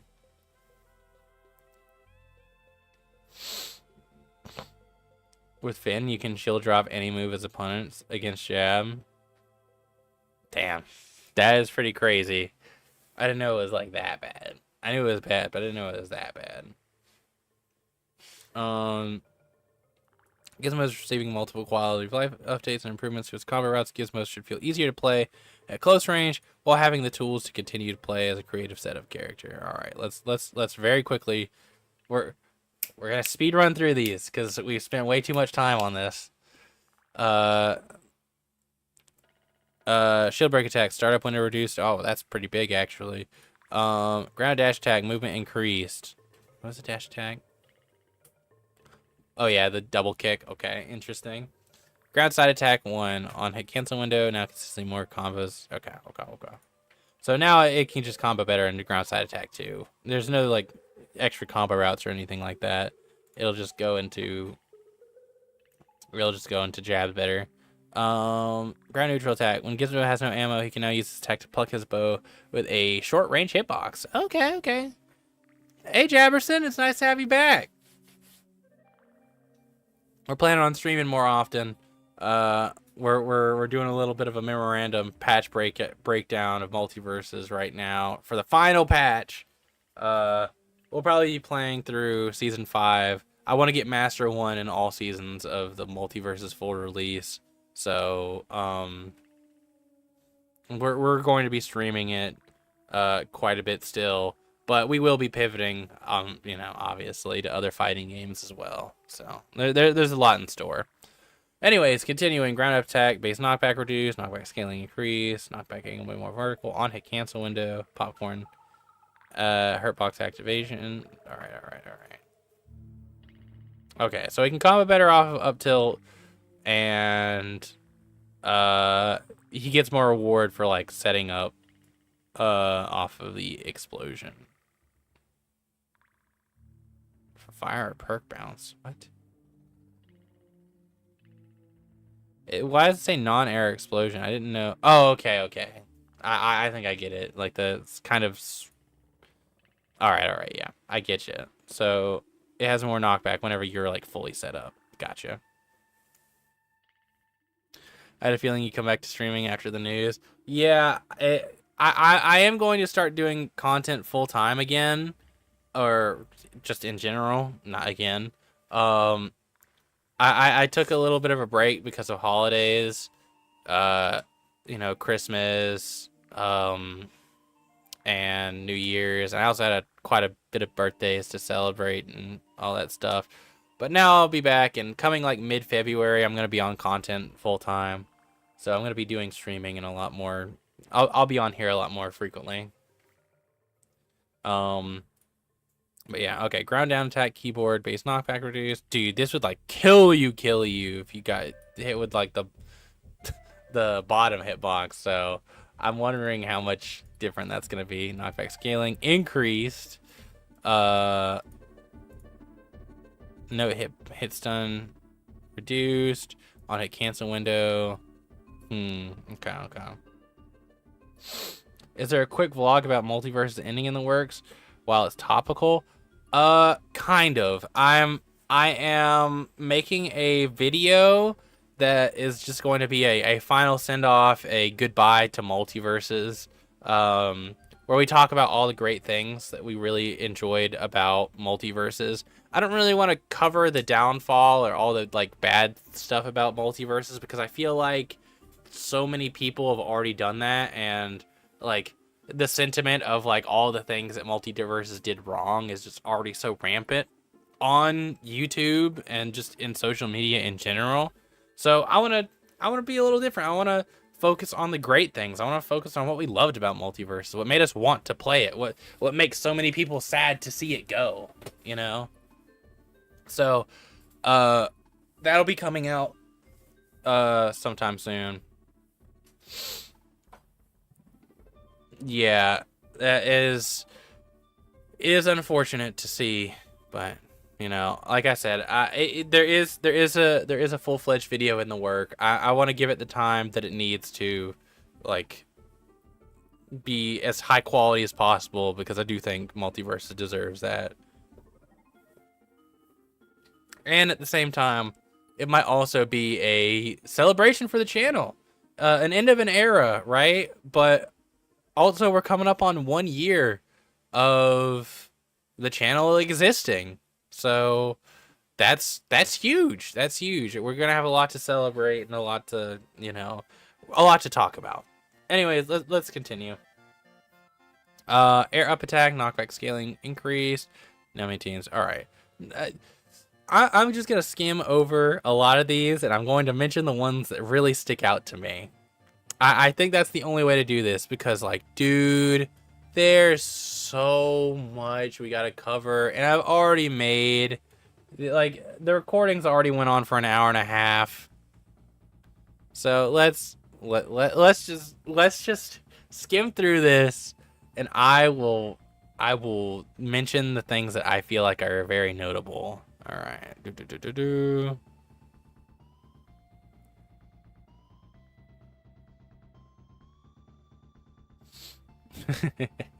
Yeah, it's a lot. They were not lying when they said 50 pages of patch notes. All right. It looks like they summed it up pretty well here, actually. It looks like they are giving him a few new combo rounds whenever it comes to like keyboard, up attack, and he's able to like stay on you a lot better with down attack and up attack. As well as buffing some of his like setup stuff as well. He's gonna have more knockback whenever it comes to like fully setting things up. So it does look like there's pretty much just buffs all around. There's not really any nerfs or anything really here to talk about. Like here and there, there's like, for example, air side special, knockback scaling reduced. Like, oh, okay.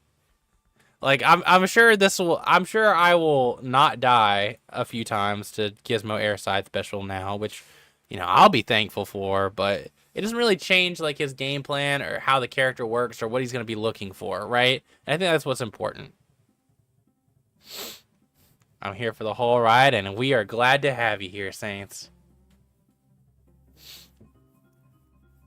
All right. Yeah, it looks like that's pretty much the gist of it. He's just going to have an easier time combo. He's going to be doing his game plan the same. It's just going to be a lot easier and a lot more effective. Harley Quinn. Incoming changes directly to aim Harley into the combo-based character she's intended to be, while reducing her ring out power across the board. We're giving her better cancel timings, but we remove the potential for ground bounce on side attack 1, so it works best as a combo opener. Well, that doesn't seem... I mean, you would think well... okay, maybe. Reducing her ring out power, hallelujah. Yeah, she kills her way earlier than you'd think. We want to see Harley still play like an assassin, but she should require more effort to get ring outs through positioning, edge guarding, and the use of her special attack explosives. Neutral, ground neutral attack, knockback scaling reduced. A lot of jab on hit cancel window. Oh, advancements. So yeah, she's just gonna have a better time comboing off of jab and ground up attack and ground down attack too. Sure. Yeah, her ground down attack too looks like it's getting a pretty big combo change as well. It's definitely being shifted from like a kill tool to a killing tool at later percents to a low percent combo tool, which is interesting. She's definitely gonna have a lot more corny carry because of that though, because she's gonna do stuff like ground down attack 2 and like dodge cancel Sair, like Sair 1 jabs up to, you know, she's gonna have some stuff. She's gonna have some stuff. Air neutral attack, knockback. All right, yeah, this is the one people are probably hoping for, right? Air neutral attack, knockback scaling reduced. Reverse hit, knockback scaling reduced. On whiff cancel delayed. Yeah. I definitely see the vision with her knockback in general getting nerfed. Grounded up special, knockback scaling reduced. Air up special, knockback scaling reduced. Okay. Yeah. I'd say they were pretty accurate in this patch note. Some of these patch notes, some of these like overviews are not accurate. That like Black Adam one made it sound like he was getting gutted and then he just got like buffed like across the board. He got like a couple nerfs, but you know. Now spawns a Jack-in-the-Box. It detonates immediately on cooldown. Okay, I'm curious to see how that'll like work with her combos, honestly. I wonder if it'll like bounce her up as well. All right, Iron Giant size and weight have been reduced, slightly reduced. With these reductions, we've also improved the offensive Iron Giant, focusing on his ability to be a strong tank. Air side special, air neutral attack, grounded down special, and grounded side special have all been altered to promote offensive pressure against opponents. All right, we're gonna have to see what that means. All right, weight reduced pretty substantially, size reduced, air movement speed increased. Okay. Ground dash attack. All right. Sub attack 1. All right, sure. You can combo into jab 2 a little bit better. Air neutral attack made more horizontal. Interesting. So they're trying to get rid of the weird tech reset with Nair. I don't know. Hey RPS, I hope you've been doing well. It's been a minute since I've caught you live. Yeah, it's been a minute since I've been live. I took a extended break over the holidays. But coming back, I want to say mid-February, I'm going to be doing content full-time. So you're going to catch me streaming a lot more often. So I'm excited to be back. Oh, but I love playing Bomb Harley. You can still play Bomb Harley. I'm interested in seeing how Iron Giant is in this patch. Yeah, me too. It looks like they said they wanted to increase his like offensive pressure, but I haven't really seen anything that like really screams to me that he's able to. I mean, right now I'm getting that they took away his like weird tech chase reset on his air neutral attack. I don't, That doesn't really feel, that feels like if anything, it's a nerf to his offensive pressure. Sour Spot base knockback increased on his air up attack. Now maintains more horizontal momentum. So his like jugglers are going to be a lot better with air up attack. He's going to be able to like close out stocks and juggle you way better with up air, which is going to be pretty big actually. Yeah, they did indeed shrunk. They did indeed shrink Iron Giant down quite a bit, and they reduced his weight. So we'll see. Air down attack, hitbox size increased. Now maintains more. All right. Ground side special movement increased. Armor application advanced. 6 frames. Now allows for the tilting of his arms during startup of ground up special. Down special, startup reduced, air side special. Okay, this could be good. His air side special, cancel window into dodge advanced 2 frames. So like maybe he could do like, maybe he can get some interesting combos off of like air side special. Afterburner signature perk. The size of the flame left on the ground has been increased. This is pretty good actually as well. I think that Iron Giant never is really supposed to be like a combo, like I grab you once and kill you kind of character. I just don't think that's like the way to balance his character. I think he's like supposed to be more of like a utility guy who's got a lot of screen control. And I think that's what they're really trying to like push him into doing. With the size of the flames being increased on that, and now granting the Thorns buff while he has gray HP. So, you know, I think that this is what I was talking about. This is why I have to read over the patch notes themselves too, because this overview says that he has like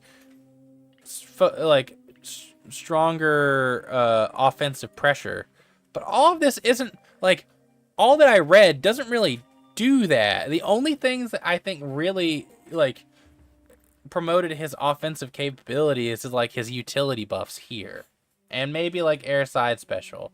Everything else, if anything, I think there was offensive nerfs with his air neutral attack. Iron Giant's not a big killer anymore, but it really did take reducing his size though? I feel like that would lead to a slew of new glitches. The next character is the one I've been waiting for. Yeah, this is the one. Yeah, I think that in hindsight, now I think in hindsight, we need the design of Iron Giant never ever should have been that he was a combo fiend, right? The fact that he was able to be like a crazy, like insane, the fact that he was able to be like an insane touch of death character, that should have never like been the case. I think he should have always been screen control and like utility. I think the flames on the ground, I think that Thorns, I think that, you know, his up tilt, I think that the projectile wall on his down tilt, I think they really should have played around that. Or like, and make it so like all of his moves are like big, but they knock people away, right? Yeah. His neutral B is the de facto get off me tool. Yeah, and I think that's fine. But when people are using his neutral B not as a get off me tool and as like a, at the end of a combo, you use it to like close a stock, it's like, okay, something went wrong somewhere. Like, I don't think Iron Giant should really like be a combo character. I think he should have like moderately good like kill power just off of raw attacks, and I think his combos should be like 2 hits max. All right, but anyways, let's go on to Jake. Jake is receiving some buffs across the board to improve his gameplay. Players should be able to find more success in using his attacks, such as down air skateboards, and find simpler ring outs with ground/air up attacks. The goal of these changes is to help Jake feel less restricted and more in line with the rest of the cast of the characters. All right, ground movement speed increase. That's quite a significant movement speed increase, and air movement speed increase. That's not nearly as much, but you know, it's still appreciated. Ground dash attack. On hit cancel window advance 6 frames. Okay. Advance 6 frames, advance 2 frames. Up attack sweet spot. Base knockback increased. Knockback scaling on the sour spot increased. I did hear skateboard. Wait, no, this is ground dash attack. Knockback angle made more horizontal. Alright, we see a lot of skateboard changes here. Yeah, better. It looks like better combos, better movement. I'm not seeing any like particularly new. I think they're just making a lot of the stuff that was already good on Jake like better. which is good. Well, not. They're definitely like patching up a lot of his weak spots, I guess is what I should say. All right. Unfortunately, I mean, unless it's not listed, we got no mathematical. I wish. I do wish. Air up attack, hits and reduced. On hit cancel window, advance 4 frames. All right, yeah. It looks like he's gonna be running the pretty much same game plan, except he's gonna be able to do a little bit, like quite a bit better, right, and more effectively. And the movement speed increases are gonna help out a lot too. Air ground up special counts as yep. Pretty similar. Air ground down special, cancel window advanced. Yeah, Jake has good things, but like they're just not as strong as the rest of the cast, right? Like his Sair's really, really good and really oppressive. He's got like good enough combos with like skateboard into bite, and like Nair being like a tech chase thing was like interesting, and the fact that it could like combo into the kill move that was like his Nair 2. It was just that, like, whenever he got these openings, in the same way that a lot of other characters got these openings, he just was not getting rewarded nearly as well. I'm doing the banana guard cry right now. Dude, it is really sad to see that is what they missed. Who knows? Maybe when we hashtag save multiverses, like, we can get that fixed. If people start, like, making their own servers and like own patches for multiverses just out of like just out of like, you know, just pure fan base, I will definitely make sure to chime in that it is very important that Jake gets his mathematical back. Dude, yeah, I'm also really down for that. I mean, okay, so if Slippy can exist with Nintendo being Nintendo, like online rollback netcode Melee, then there's no reason that fans can't do the same thing for Multiversus, a game that already had a groundwork for like rollback netcode, right? I genuinely think that the fans can come back and save this game. I mean, there's already people who are working on like the Multiversus, like trying to bring back the Multiversus beta. There's like an entire Twitter account and Discord for like people who are playing the Multiversus beta and them trying to bring all the characters from the full release into the beta, like port them over. Yeah, I mean, that'd be a pretty funny patch. Dude, I will definitely let them know. I will let whoever's in charge of patching this game in the future know that is a top priority for you Saints. All right. Oh no. I already seen it has become too centered around, and I'm scared. Jason's game plan has become too centered around ground bounce combo starters, so he shifted some of his power to from ground bounce combos into new combo routes and kill confirms. Okay. Jason's teleport now hits less hard, but he should be able to act out of it a bit easier and use it more reliably to follow up confirms on hit. Dude, I kind of hated using smokescreen as a combo tool, so this is like kind of a nerf to me, but whatever. With the improvements to attack cancel timing, such as dash attack, Jason will still instill the fear of a slow, strong, powerful tank. All right, let's see what we see. All right.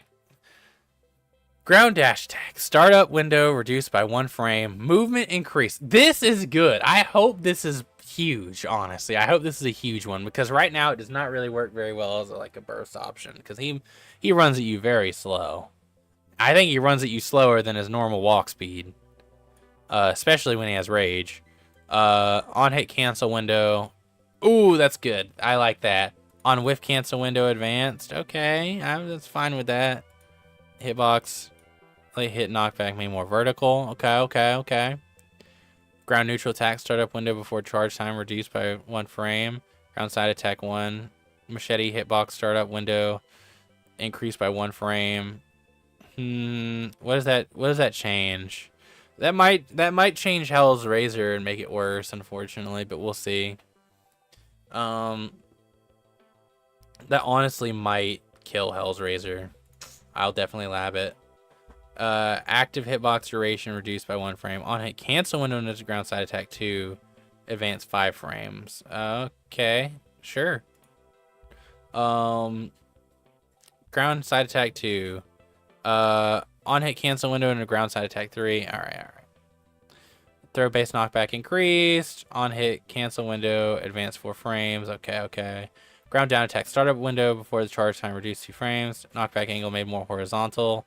I don't really like that. That's not great. On hit, cancel into grounded dash attack. Advance. Grounded dash attack. Oh, okay. That's what we're doing? We're doing down tilt into dash attack now? Like, for real? As a real combo? Okay.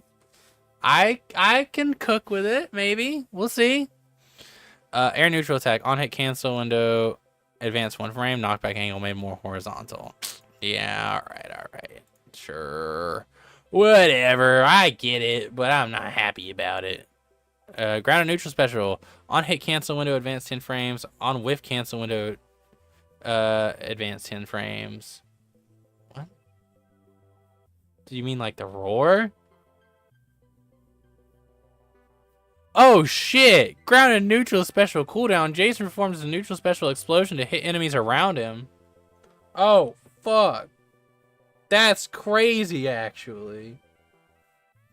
What's the use of using down attack in neutral anyways? Might as well go horizontal. Yeah, you're not really gonna use this in neutral. You're just gonna like, you're just probably gonna do like jab 1-2 into down attack, and then the idea is that like since it's more horizontal, you should be able to go into dash attack, and because they buffed the combo ability of dash attack, he should be able to do like jab, down tilt, dash attack, into like, I don't know, like up air, Sair, or something like that, or like nair, Sair, or something like that. There's stuff there. There's definitely stuff there, and I'll definitely have to get into the lab to really see the full extent of it. I do hate that, you know, I'm not gonna be able to ground bounce reset with nair, or just run at people with nair, but whatever. I honestly, let's see. Do ground down attack. Yeah. But this roar, I wonder if it'll like still stun without the buff. Yeah, it looks like he can do the rage thing like at any time. Like he can do the roar at any time. I don't know if it'll always stun, but it does look like he will always have access to it whenever he doesn't have rage, which is fun. Let's see. Air ground side special. Yeah, that's pretty cool. I like that. All right, let's see. Base knockback increased. Knockback scaling reduced. Ground version knockback angle made more vertical. Well, it doesn't say anything about hit stun though. What? You just lied. Should be able to act a bit easier and use it more reliable for follow-up confirms on hit. He doesn't have any true follow-ups on hit off of this. Even if you were like on top of someone, it was never a true combo into like anything. I don't like that. I don't like that they just lied and just nerfed Jason. But whatever. Reducing the knockback scaling does not inherently make it better at comboing. The position that he ended up in after side special was never the problem. But whatever. Maybe at higher percents, you can like get a confirm into like side special Sair, whereas before it would like knock people too far away. but whatever. I we love multiverses. We're doing a positive send off. I'm not gonna shit on the fact that they nerfed my character and lied about buffing him. Air neutral special. Final hit knockback scaling increased. Knockback angle made more horizontal. On whiff cancel. All right, yeah. This move was a problem, and I still think it's going to be a problem, unfortunately. This move can like literally just kill you at 0. And it's still going to kill you at 0, it would look like. But now at least like if he whiffs, you should be able to like spike him for it at least. Or like punish him for just kind of sitting on ledge, spamming like air grab.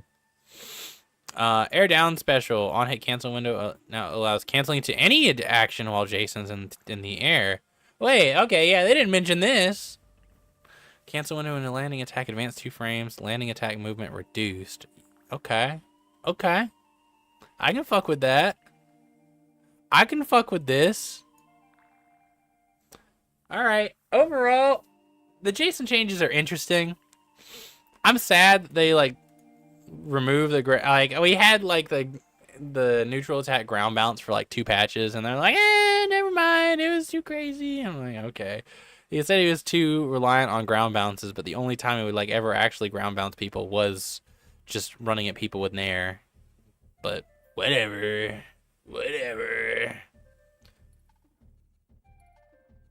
All right.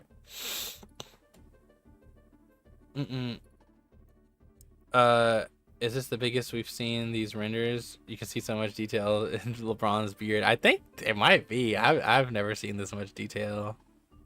All right. Okay, yeah, we're gonna have to summarize this one. We're moving LeBron away to focusing on ground bounce combo starters and giving him kit improvements for allowing for more expressive gameplay. And we want LeBron to be able to freely switch between having his basketball and not having it and still finding success. To achieve this, we're improving all of LeBron's no ball attacks, and we are improving cancel timings on attacks with the ball. In exchange, we are reducing some ring out potential from his aerial attacks. Okay. Dash attack, yep. Alright, yep. It looks like better. Alright, it looks like he'll be able to just combo better in general and just stay on top of you a lot better, but kills. Some of these moves are killing earlier, like just dash attack in general, right? But, you know.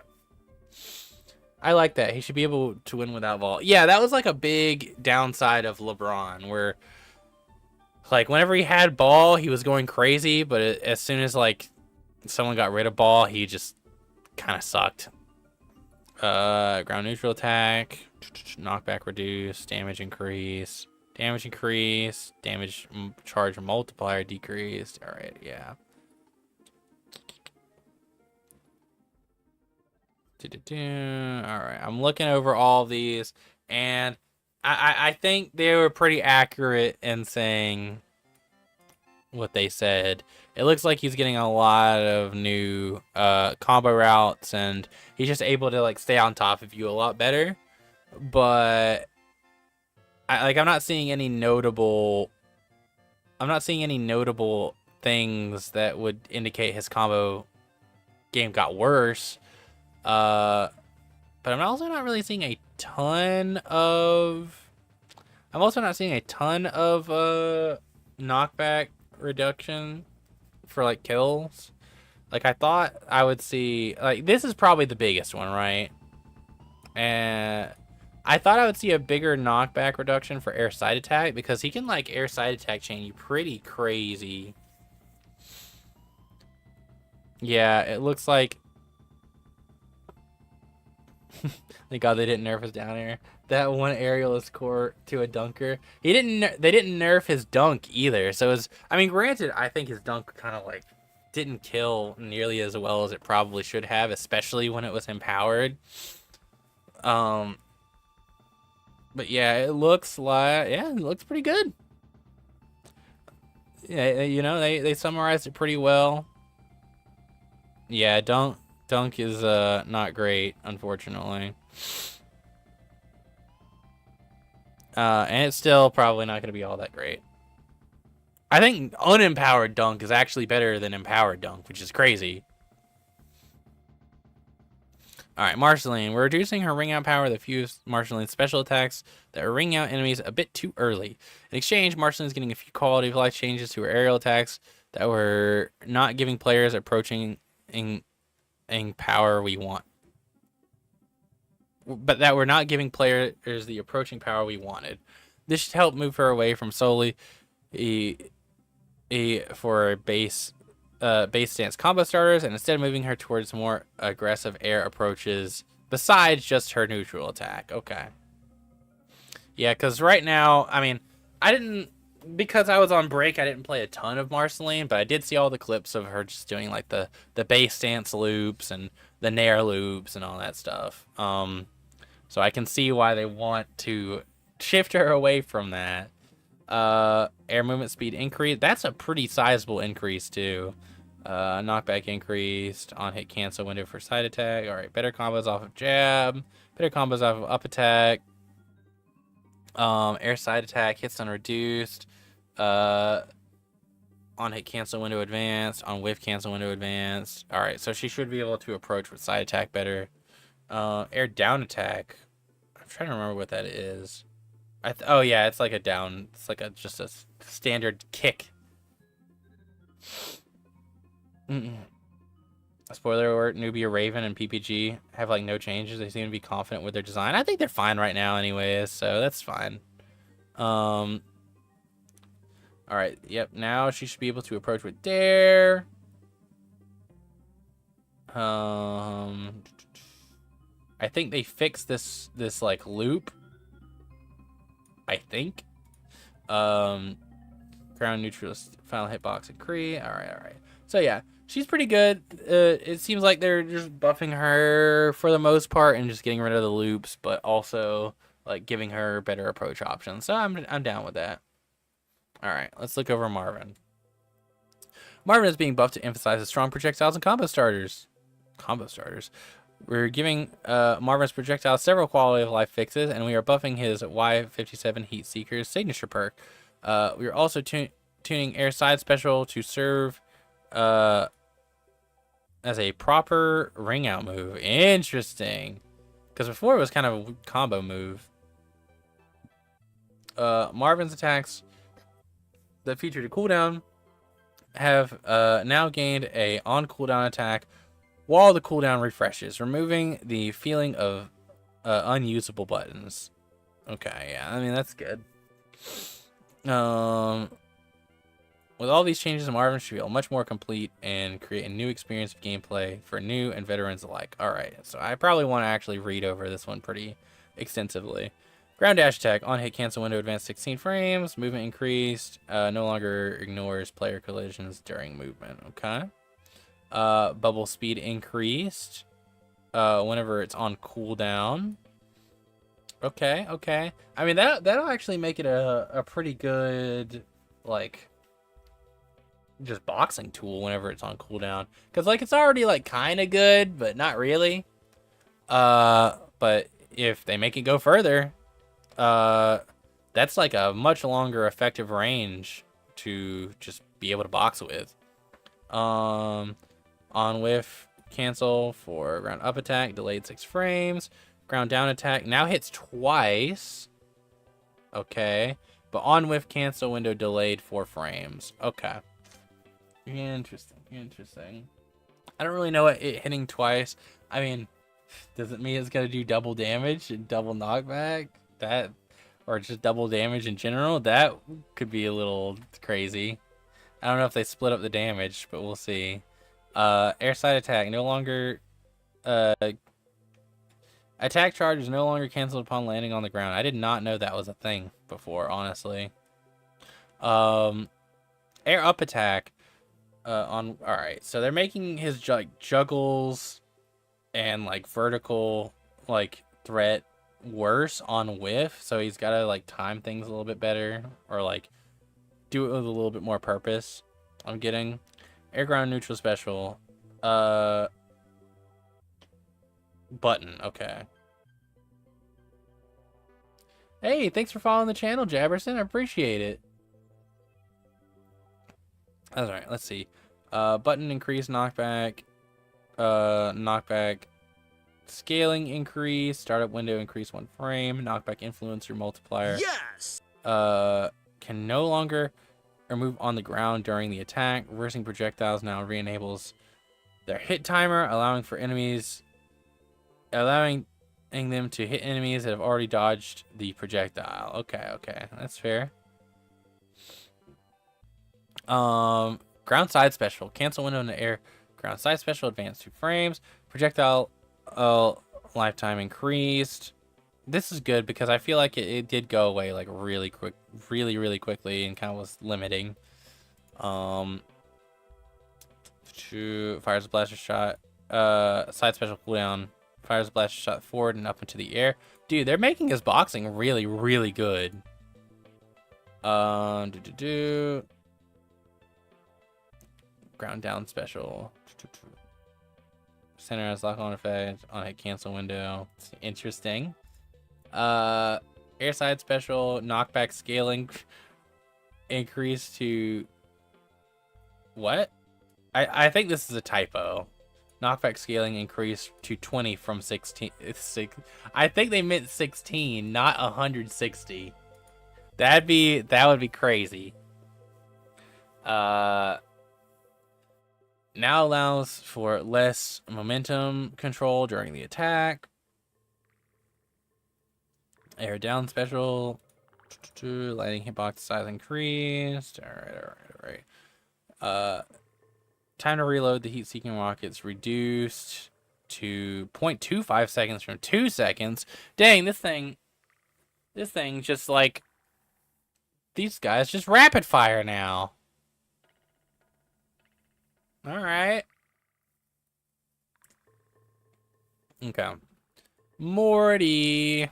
We want Morty to feel like more of an aggressive bruiser, so we're reducing some of the strengths and his ability to play a strong defense. Thank God. That's honestly my most hated thing about Morty.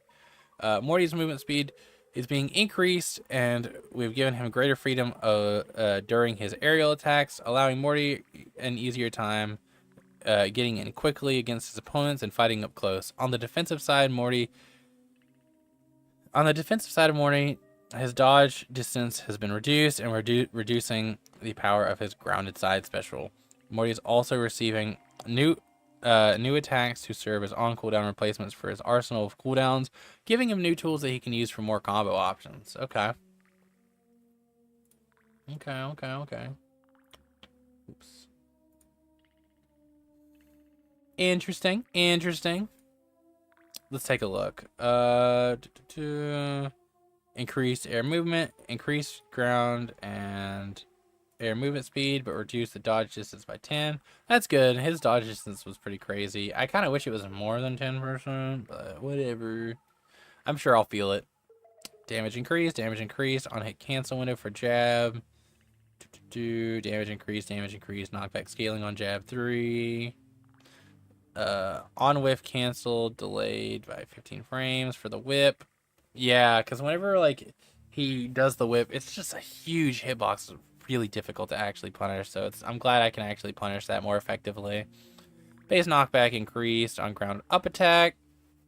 Blaster hitbox size increased. Ground down attack. Base knockback of all hits increased. Hit stun increased. Dude, I kind of hate the hit stuns increased on that, low key. On hit cancel window advanced 3 frames. Dude, he's just gonna be looping people with down tilt. I can see it now. I can already see it now. Air side attack 1, knockback increased, knockback scaling reduced from 5. So that should make his air side attack more consistent. I know that's something a lot of Morty players like complain about. His like Sayer 1 not really going too well into his Sayer 2. On hit cancel window, advance 3 frames. On whiff cancel window. Okay. So just consistency buffs and increased knockback scaling and hit stun reduction. Air down attack. On hit cancel window. Alright, better combos off of Dare. Up air actually kills slightly less, which is awesome. And the on hit cancel window is delayed by 5 frames. I do think that his up air was killing like way too early, and he was able to like juggle way too freely with it. So this is a good change. I like this. Air ground neutral special. Air version of the hitbox added to Morty's arm when he throws a grenade. Ground version unchanged. Okay. Morty now performs ground neutral special cooldown. Morty now performs his whip attack when he's out of grenades. Ooh, that's kind of crazy actually. I'm glad they added the increased whiff on that then. I hope it translates at least.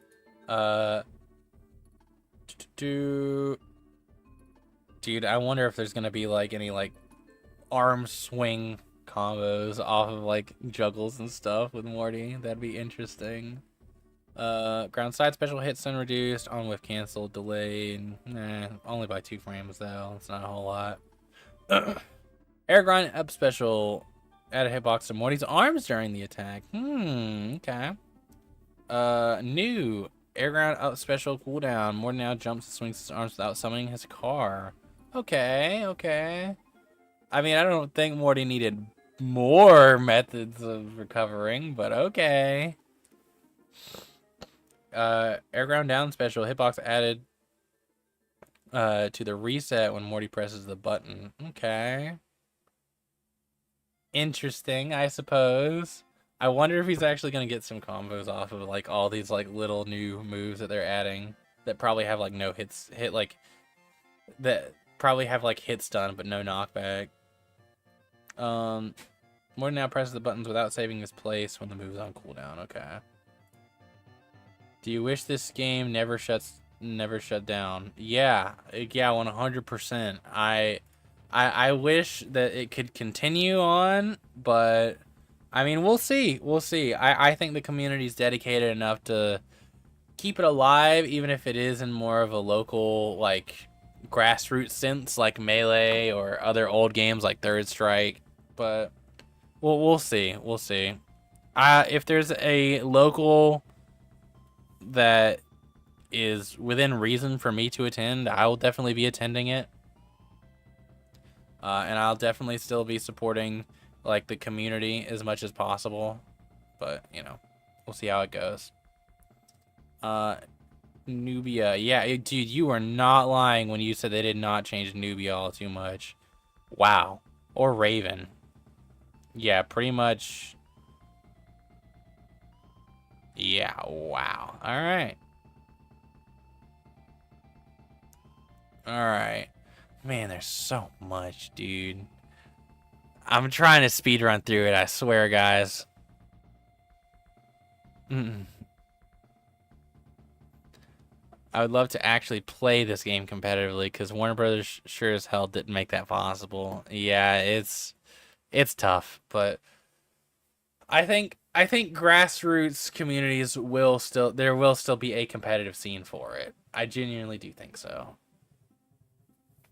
All right, Rain Dog. We're improving Rain Dog's ability to play more aggressively. We're adding multiple movement improvements to their air attacks, like air down attack, and buffs to ring out potential to help secure ring outs more consistently. Rain Dog should feel much less restricted on offensive options and feel like he has new ways to set up combos outside of air side attacks or jabs. Sorry about that. Interesting.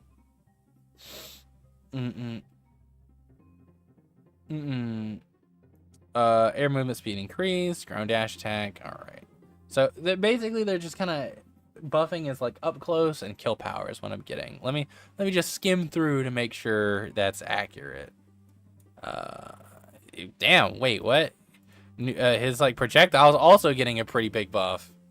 On whiff cancel windows, advanced 12 frames, so we can just kind of be chucking those things. Hits on reduced on jab 1, hits on reduced on jab 2, more damage on jab 3. I still think people probably opt to do jab jab up tilt Sayer or something like that, because that's, just better. Unless unless the hit stuns reduce so much that he can't go into up tilt, but I think that'd be a little ridiculous. I think they'd mention that. Uh, ground down attack on hit cancel window advanced 20 frames. Wow. Okay. I don't think he's gonna be comboing with this move because I think it just sends too far, but I do think he'll be in a really good position to edge guard afterwards. Air neutral attack. On whiff cancel window advanced 6 frames. Okay. Air side attack. Final hit stun reduced. On hit cancel window advanced 2 frames.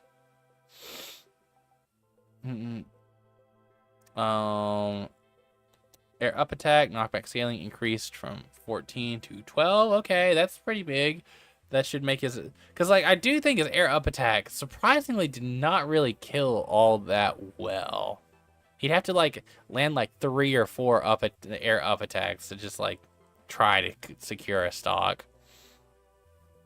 Air down attack on hit cancel window advanced. Now maintains more momentum during the attack startup. Now allows you to fast fall during the attack startup. Air side special, knockback scaling increase. That's a pretty substantial increase too. Hitbox active duration increase. Yeah, I think he's going to be a lot better edge guarding. I think that down attack is going to immediately set up into edge guards, and I think with a combination of, while cutting off certain avenues with a projectile and then using aerial side special to cover another avenue, I think that Rain Dog's offstage is going to be pretty impressive. Fire Fluff, Firewall size increase. Okay, just like Iron Giant, where his utility is getting buffed and how much stage he can control. Dude, there's just so many. I'm only on Rick. I still have bro. I'm really trying to finish this up. I really am. I'm trying to... this has been the entire stream. I wanted to have a segment after stream where I, reminisced and talked about what we all loved about Multiversus. Sung Kumbaya and all that nonsense. But, dude, this is so much. Everything's been good that I've read so far, but, dude, it's so much. I will be streaming more. Not tonight. After 8, I gotta... I gotta still have dinner and get ready for work. But I promise you guys that whenever the middle of February comes, if you guys want an exact date, I will say maybe it's closer to the end of February. I want to say starting on the 17th. Right, I will be streaming more consistently, because I will be taking off from work and I'll be doing content full time.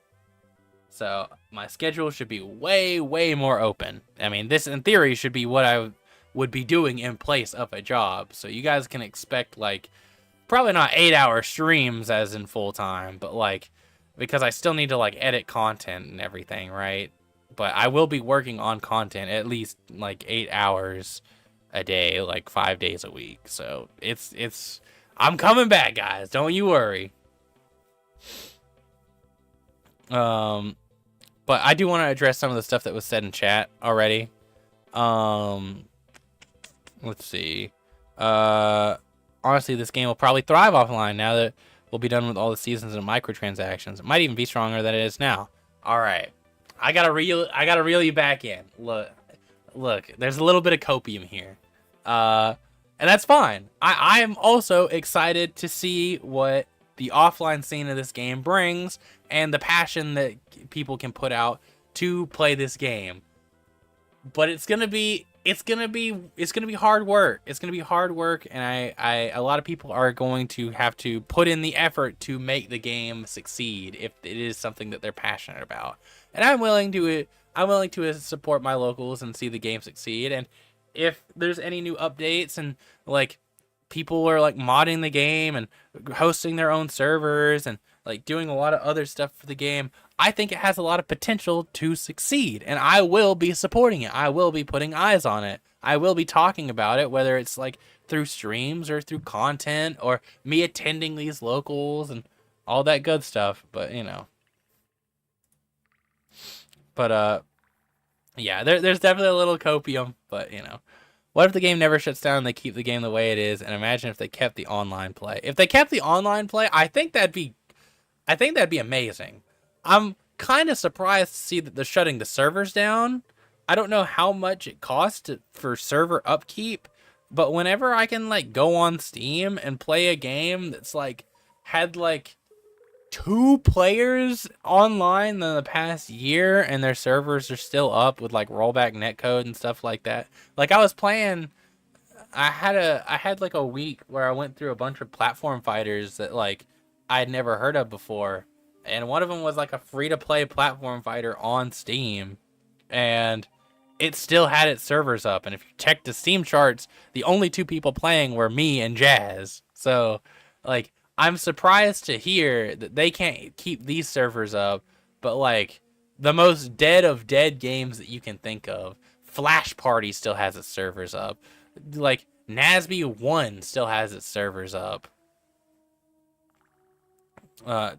If I really wanted to have a low blow, NASB 2 still has its servers up. So, what was the game? I can't remember what exactly it was off the top of my head. But I remember doing research for it, and it was a free-to-play platform fighter on Steam with all original characters.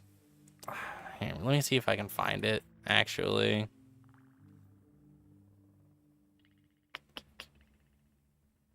Before I forget.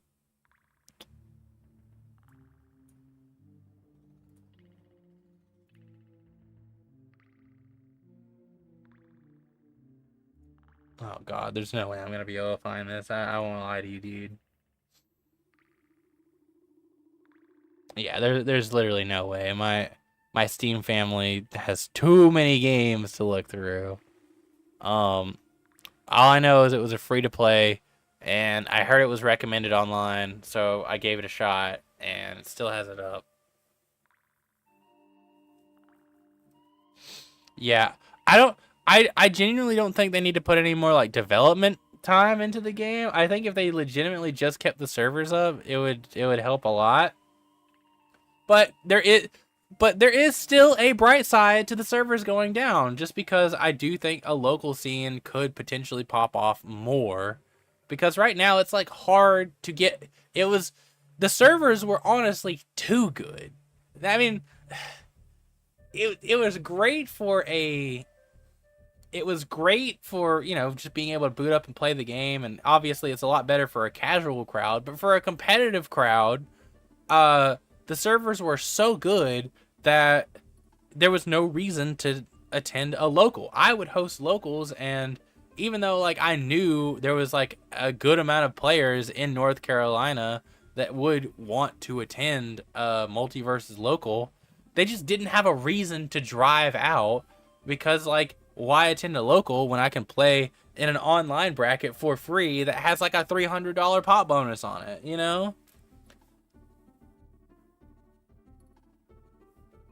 It's like so there is benefit to the servers going offline, right? And I'm sure eventually the community will find a way to host their own servers. I mean, people are already doing parsec matches with the Multiversus beta, right? So, people will still be able to find ways to play online, but I think it will incentivize a more support for locals, and I'm excited for that. Was that the one where you could see the characters on the roster selection that were never coming out? Yes, that was the game. That was the game. Even Suicide Squad Kills Justice League, it still has its servers up. Yeah, it's crazy to me. I don't really know why they're taking the servers down, but like I said, there's a bright side to it. There is a bright side to it. All right, Rick. While Rick's combo game is very unique, the focus on jabs into side air loops became too strong and a large center uh, focus of the game plan. To adjust Just for this, we are delaying the cancel timings on air side attack and improving cancel timings on dash attack, which will create new routes for Rick. We're also altering the speed in which polymorph will activate and reducing the polymorph duration to prevent Rick from controlling the pace of the game for a longer period of time. Okay. That seems simple enough. Air neutral attack maximum charge time reduced to... Okay. Let's see. Air side attack, knockback scaling increase. Man, air side attack killing earlier is going to be crazy. Maximum charge. Yeah, I already read that one. On canceling his ground side attack 2 during its 5 frames. Let's see. Ground up attack. Final hit knockback scaling increased. Okay. Man, this one already like kind of killed pretty hard though, honestly. I don't know if I like that. Air up attack. Knockback scaling increased from 16.5 to 15. Okay. I mean, yeah, this move did not kill. It's still not going to kill, but still. Bomb explosion duration reduced from 6 frames to from 12 frames. Polymorph debuff duration reduced to 6 seconds from 10 seconds. Polymorph projectile speed increased to 1700 from 1200. Okay. I mean, yeah. It's interesting, but I don't think it'll change his gameplay. Oh, yeah, I can talk about character leaks now because I'm not trying to fish for Ambassador. Did you see the characters that were leaked? At least 9 were done and 11 were in development. I did see that, but I've also heard that it's not very credible because the sources... Because people will say that they're getting them from very specific sources, and then those sources will have been coming out and saying, I did not say that at all. Yeah. Let me really quickly run through these, and we'll talk about the leaks and stuff. Because beforehand, I always had to be like, yeah, I mean, leaks are gonna happen, but let's not, we can't talk about it in chat because I was fishing for Ambassador. I also want to clarify that I didn't change my opinions or my stance on anything because I was fishing for Ambassador. I was always 100% honest with you guys.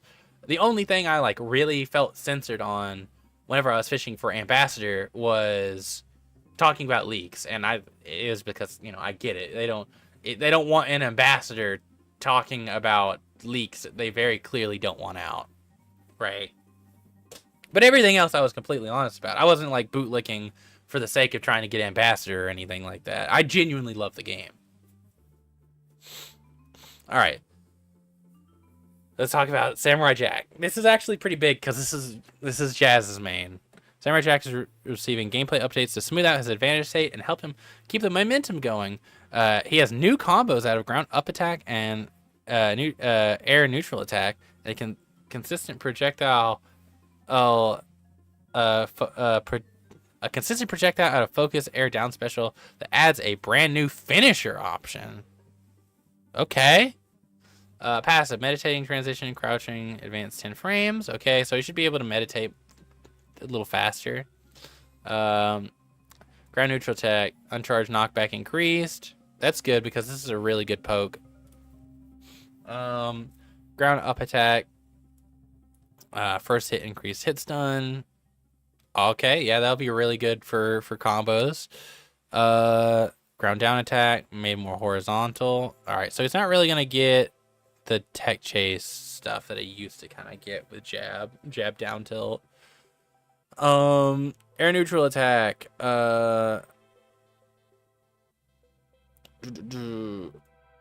On hit, cancel window advanced. I wonder what new combos he's gonna get off of air neutral attack. Air side attack, base knockback increased. Attack charge no longer canceled upon hitting the ground. Once again, I didn't know that this was a thing. Ground neutral special. Armored window increased 2 frames. That actually should help out a lot because right now the armor basically doesn't exist. So it doesn't really function well at all. So that's actually a pretty good change. I'm hoping it'll be really, really big. Really impactful. Let's see.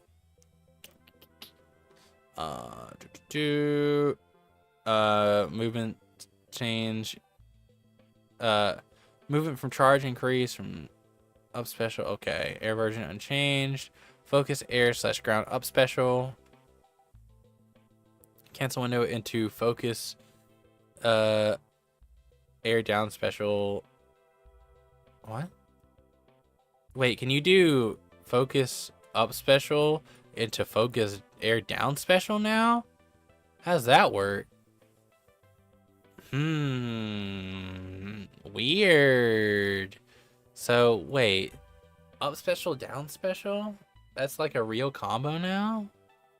That's interesting. Okay.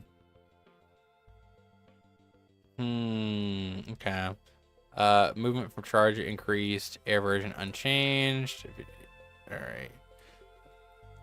Ground down special. What is this ground down special again? I genuinely don't know. What was this down special on the ground? Oh yeah, the multi-slide. You're right. Let's see. Before charge, the focus ground down special startup window. Okay, beforehand it was like kind of weird. You could like kind of combo into it in certain situations, but also not really. But now you should be able to like consistently combo into it as like focus ground down special, which is good. The final hit knockback increase. That's a good buff. Oh, but the knockback scaling was reduced. I mean, that should like balance it out a little bit. It was only really useful on the ledge, I think. I mean, it was good as like in twos, it was good, I should say, because like, especially with the certain signature perk, he could, especially with like the signature perk that allowed him to like hold it, he could like, that him holding someone in his down special gives his teammate a lot of time to like recognize what's going on and follow up. You know, so that is good for that, and also it's just good damage in general as well. Air focus down special now always spawns a projectile. Interesting. So like now you don't even have to land on the ground. It'll just like, I wonder if whenever he does that though, if the projectile will go diagonally down or if it'll always just go forward. The knockback has been increased, knockback scaling has been increased, and hit stun has been increased. I'm excited to see that, honestly. Alright, Shaggy. Shaggy's always been an all-rounder character of the cast, so we were making a few adjustments to make his gameplay better reflect this. We're reducing the power of Shaggy's rounded combo loops and reducing his early ring out potential. Instead, Shaggy now has more ways to start short combo strings and keep up the pressure. The goal is to pull Shaggy away from relying almost solely on his side attack combo starters and give an opportunity for players to be more creative with his other attacks. Okay. Dude, yeah, the Jack changes, I think those are pretty awesome. I'm excited to play with Jazz. Whenever Jazz gets on, we'll definitely whenever next time we stream and I'll be streaming with Jazz, I'm sure we'll be talking all about it. Good to do. All right, let's go over this. So his ground and neutral attack. Wait. Okay, yeah. Startup reduced, on hit cancel window reduced.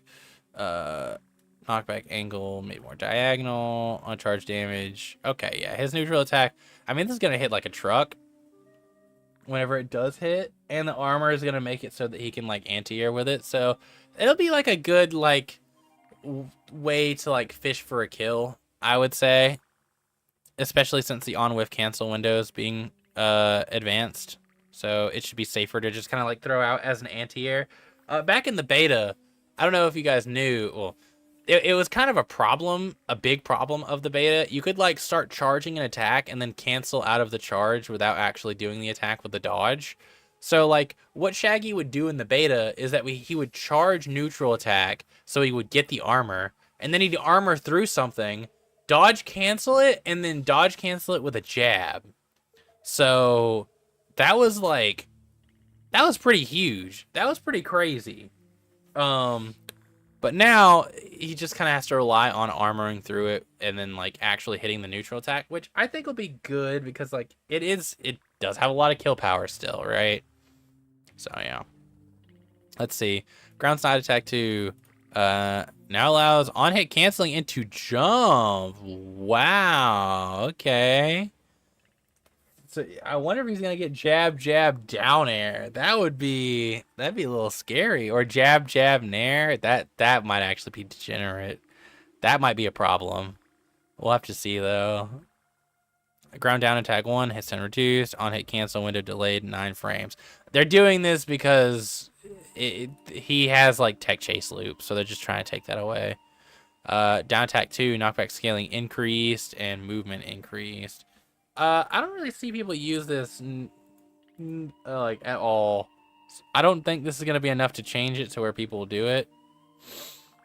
They going out with a bang with this patch? Yeah, they are. I was kind of worried that it would just kind of like. I made a post, a community post where I was like, I'm sad that it's going out with like a whimper instead of a bang, but they brought the bang. Airside attack, Cyrus about knockback scaling reduced to 15.5 from 17. I actually think this is a buff because I think this will like leave him closer to like for like better combos and like stay on top of you. So even though it's like labeled as a nerf, I think it'll be a buff. Air down attack on hit cancel window advanced 6 frames now maintains more momentum during the startup of the attack. All right, so yeah, I do think jab jab down air is going to be real. It's weird. I feel like they said that they wanted to reduce the power of jab, but then they allowed him to jump cancel out of jab 2 and buff how easily you could combo out of jab 2. Like, what's with saying we thought? What's the idea of saying like we think Shaggy's jab is too strong and we think he relies on it too much? So how do we fix this? We give him more jab combos. I mean, it still has the vibe that the execs are really blindsiding with this and pulling the plug the way they announce things. Yeah. And the way it is, correct me if I'm wrong, the last patch. Yeah, this is the last patch. Unfortunately. Yeah. Even I can even turn my fighter tickets into Gleaming, but I hope people can revive this game. Yeah, I'm glad they didn't just scam people. That would be quite unfortunate. I remember seeing that like a lot of people be very, very upset that the game was going down and they wouldn't get a chance to use their fighter tickets. So yeah, I'm very, very glad that they ended up not actually scamming people and you actually got value. All right. Only way they can bring it back is by making all characters free, to be honest. Yeah, I agree. I think all characters should be free. I think that they just have to rethink their monetization strategy. I think the way they went about it was not good. But I also think they put out characters too fast. Like, I know people are like just itching to have their favorite character be put in, but like they were putting in like 2 characters a month. That's like, or no, I don't know. It might not have been 2 characters a month. I think it was a character a month. But like, that's a lot. That is, you know how often characters come out in like Street Fighter and like Smash? Like those characters come out like once every like 4 months, dude.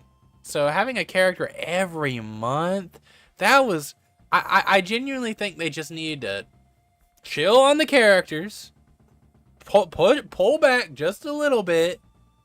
Yeah, 50-day seasons. It's like every 25 days a new character. Is like, all right, guys, chill. I know people are really eager to have their favorite character represented in this game. I know, but like we can pull back a little bit so that we can focus on like fixing the gameplay. I mean, adding more skins for monetization purposes, like maybe even like having like circuits and stuff.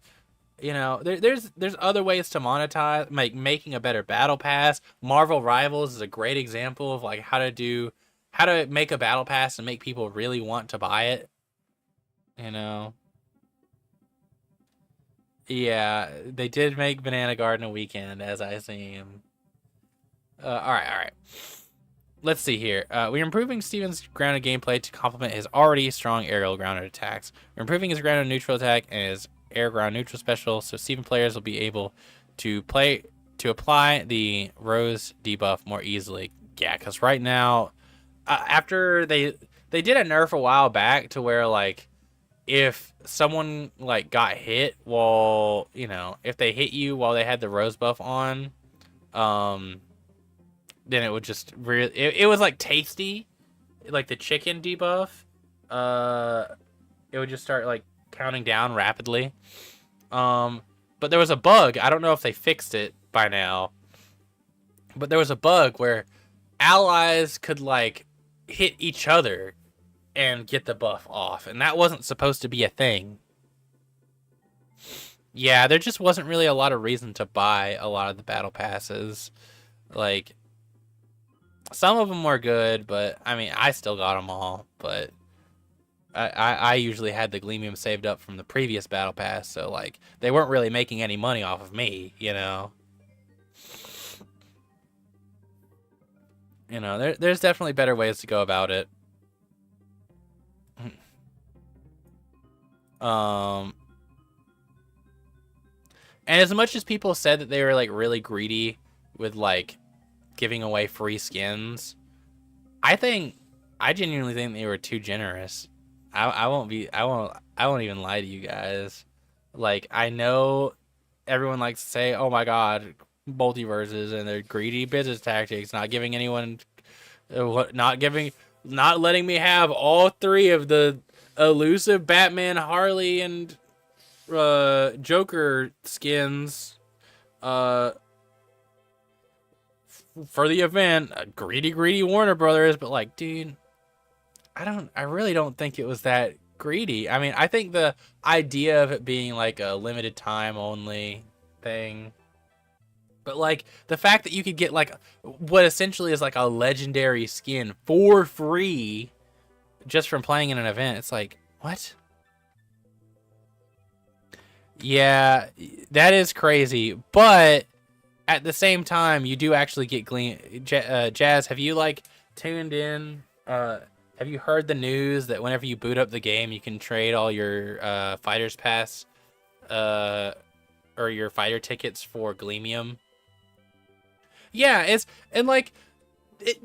don't get me wrong, free skins are like a thing in other games, but usually they're not like crazy good free skins. Usually they're recolors or like they're, I don't know. I think that people were beating up on Multiversus for being greedy with their skins, but like I really don't even think they were. Maybe they could adjust the Bro, who cares about Gleamium though? Like, what? Yeah, but you can get like skins and stuff, man. I mean, yeah, I do think it's crazy still, but I mean, I get what you mean. I get what you're saying. It is still crazy. I could buy skins for a game that's going down. Yeah.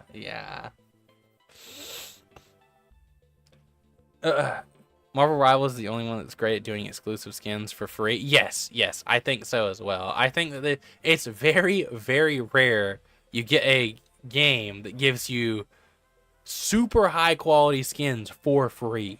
When I bought the Founders Pack for character tickets, I bought it for characters, not the currency. I could have just bought that. Yeah, I understand that. Yeah, I mean, I think that's a Warner Brothers issue. All right, I gotta run through this. I'm like 3 minutes past when stream should have ended, and I still have like all these characters to go through.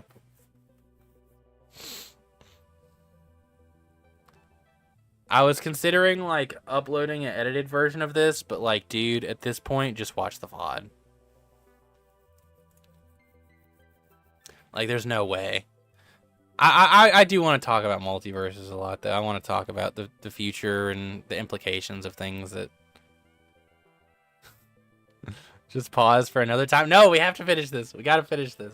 I can really quickly run through it. We only got a few more characters left. Look how far we're through. All right, they're making Rose buff easier to apply. His ground movement speed's been increased. His shield break attack is now his side attack 3, so it's like little dash. Dash attack combo's better and is less risky.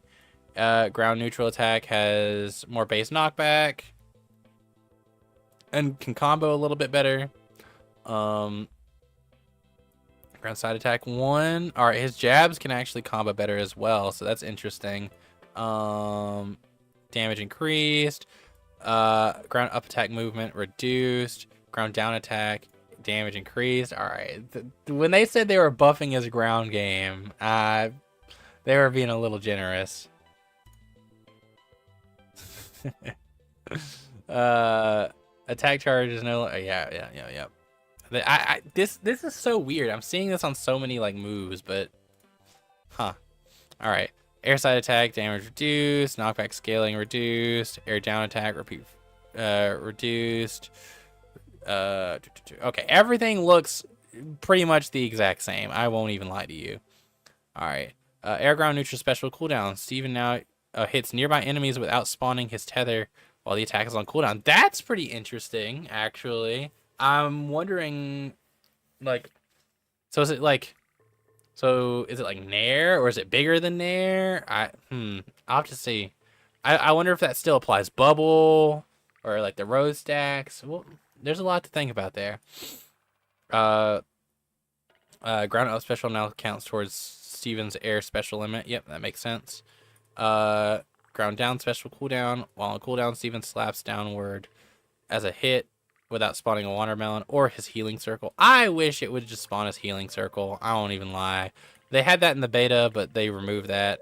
I don't even think that was a much of a problem, but whatever. The slap downwards is pretty funny, though. That seems like a funny troll move. Air ground side special. Cooldown. Yeah, on hit cancel window. Dude, the shaggy kick combos are gonna go crazy. Air down special now allows fast fall during the attack startup. That's gonna be weird. I won't lie. All right. Oh, okay. We're getting through. All right. Stripe. Many of Stripe's combos lasted for a very long time due to high hit stun, leading to very early ring outs.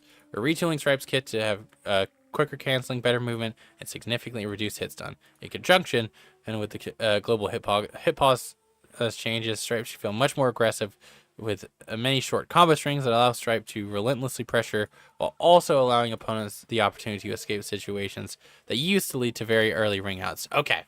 To me, what this is saying is that they are trying to get rid of the crazy, nonsensical, like, jab down air loops that he would do that would carry you off stage, and then he'd like down air you off stage and then do gun and you would die at 0. And that was stupid. And I think everyone agreed, especially Hardcore Fox. All right, air movement speed increased. No longer applies target reticle to hitting shield enemies. Yep, makes sense.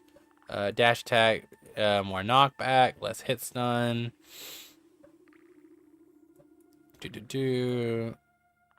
Ground neutral attack.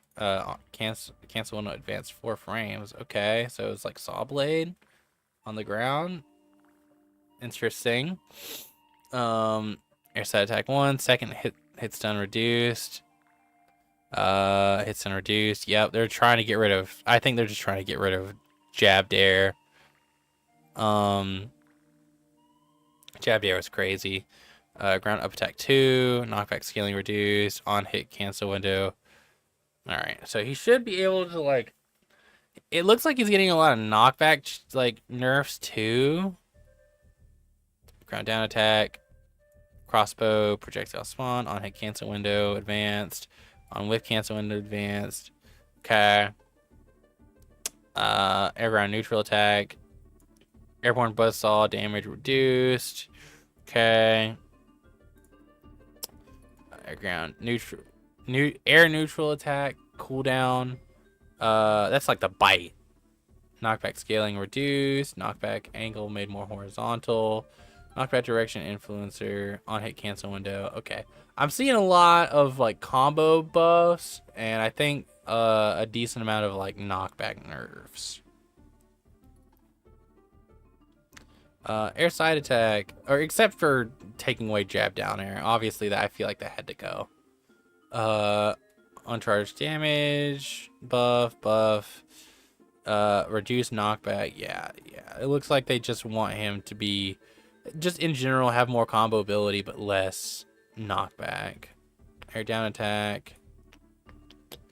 I'm very surprised that they didn't nerf air down attack more. I thought that they would make it like increase the on hit cancel lag more, because like he's still gonna be able to hit you with like down air gun and just explode you at like no matter what percent.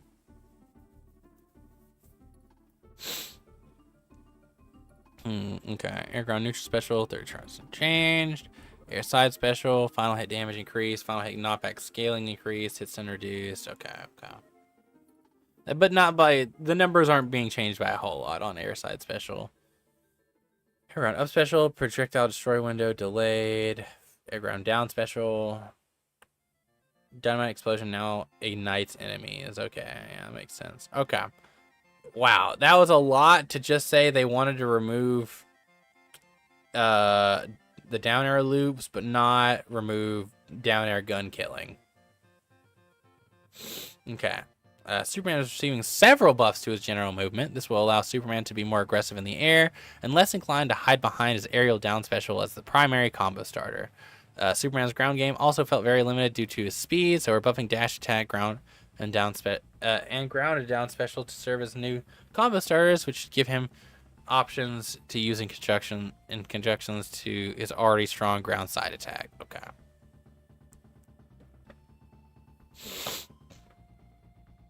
All right. Yep.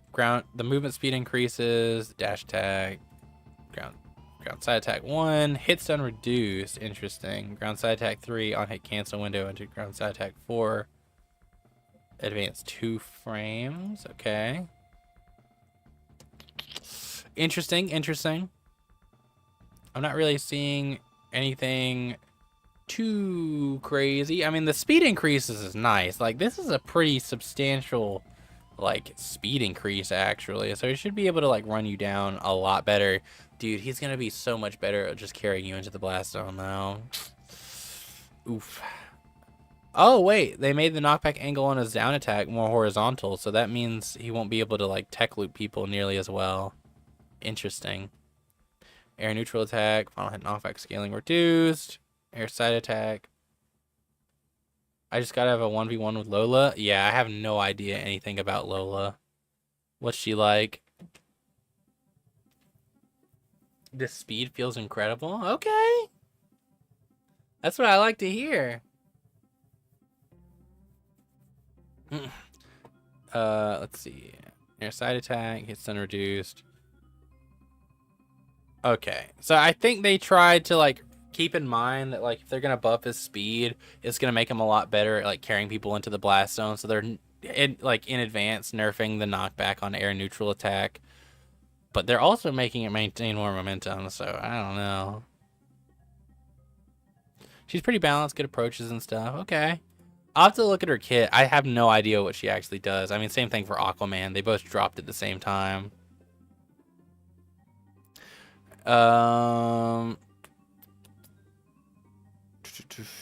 Okay, yeah. This guy's gonna run you down a lot more effectively, is what I'm reading. They just said, no, this guy needs speed. Superman is speed. Alright. Having the combo starter ground down on ground down special is interesting though. But they didn't really, like, it's weird. It doesn't really seem like they nerfed his aerial down special at all. They're just, like, trying to promote other types of gameplay. Unfortunately, I don't think buffing his rush down and movement is going to be the change that Player First Games thinks it's going to be.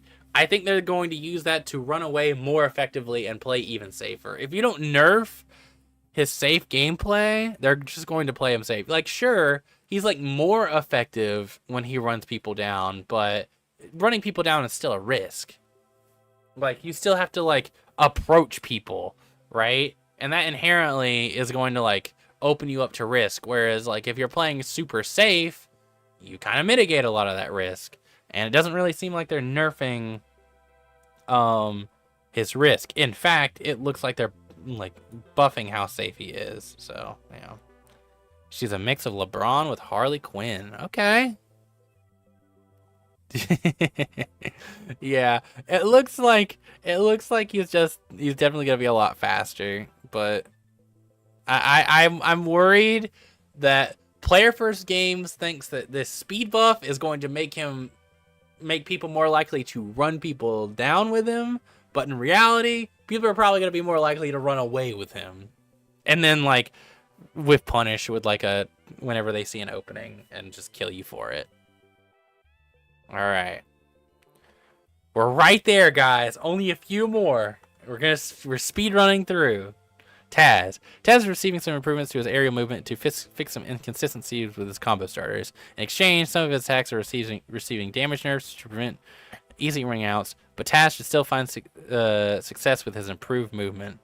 That's pretty good because Taz is already the fastest character in the game, so making him even faster is like he's definitely gonna be able to play around it.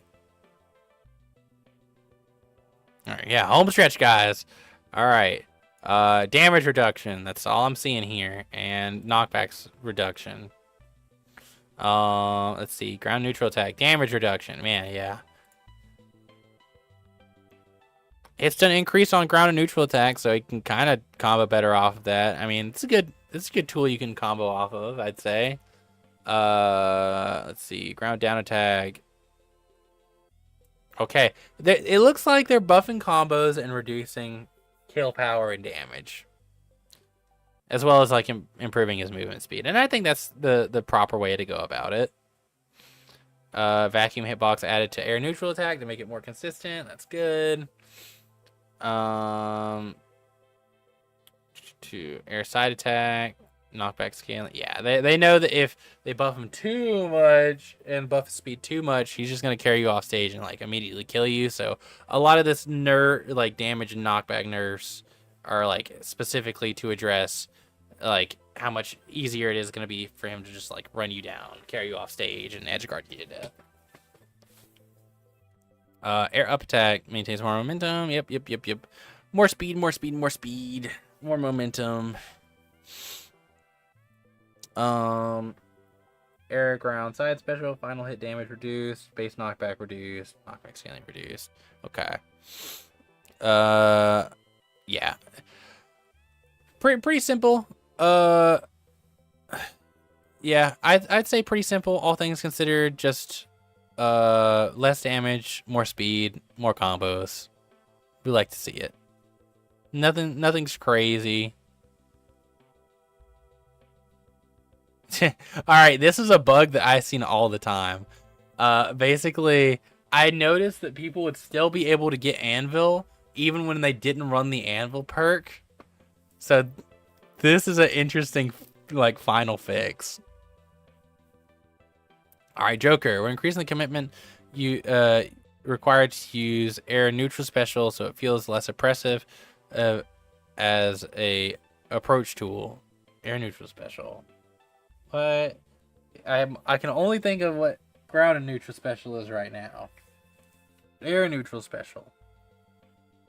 Air neutral special. What is it on Joker? Fuck, man. I'm drawing a blank. I took one break. Oh, flower. Okay. Oh.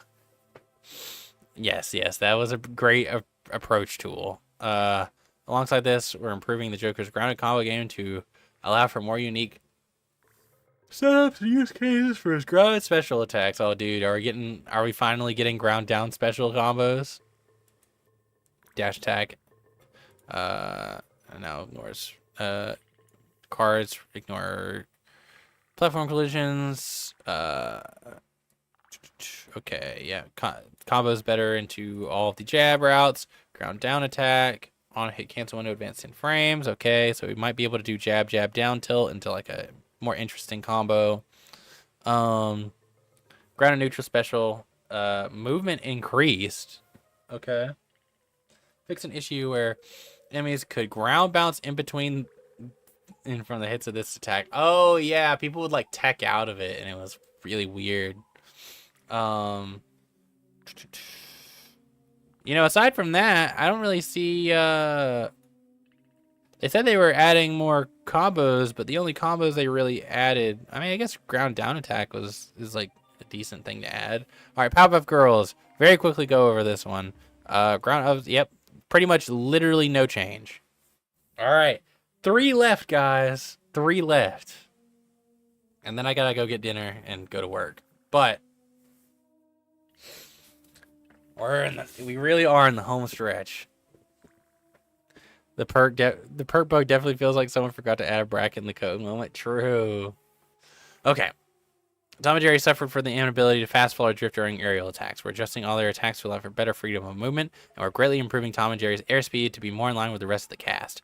These changes to remove the sluggish feeling of approaching in the air with Tom and Jerry.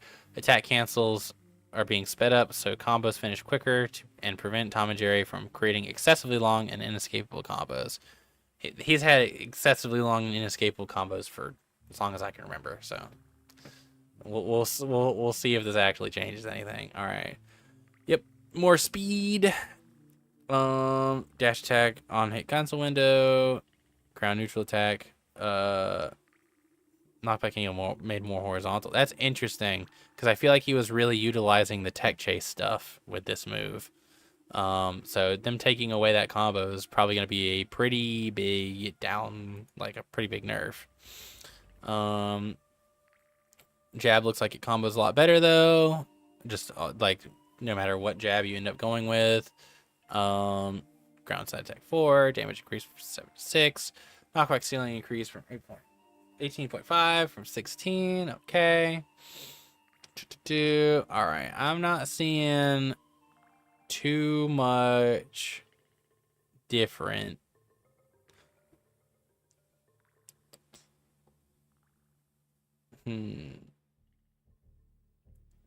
Maybe air neutral attack will still be able to do like tech stuff, but it says slightly more horizontal. I wonder if you can just DI up and avoid like tech chase situations with Tom and Jerry. We'll see though. Air side attack, second hit stun reduced, on with cancel. Okay. So he's got a lot more speed. He's gonna be able to stay on top of you a lot better. That's pretty much all I'm seeing here. And they removed like tech chase stuff with his like air neutral attacks, or his neutral attacks in general. Okay. Yep. All right. That looks like pretty much everything there. All right. We're fixing Velma's ability to fast fall during her attacks, opening up many more aggressive routes to complement her zoning strength.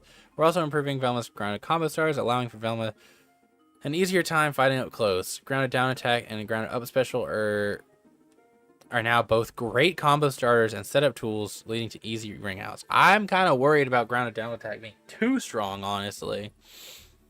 But let's see. Yep, better jab combos. Uncharged base knockback, okay. Knockback scaling, okay. So maybe you could do like jab, down tilt into up air at high percents, but like you get like a jab reset at low percents. That's kind of the vibe I'm getting.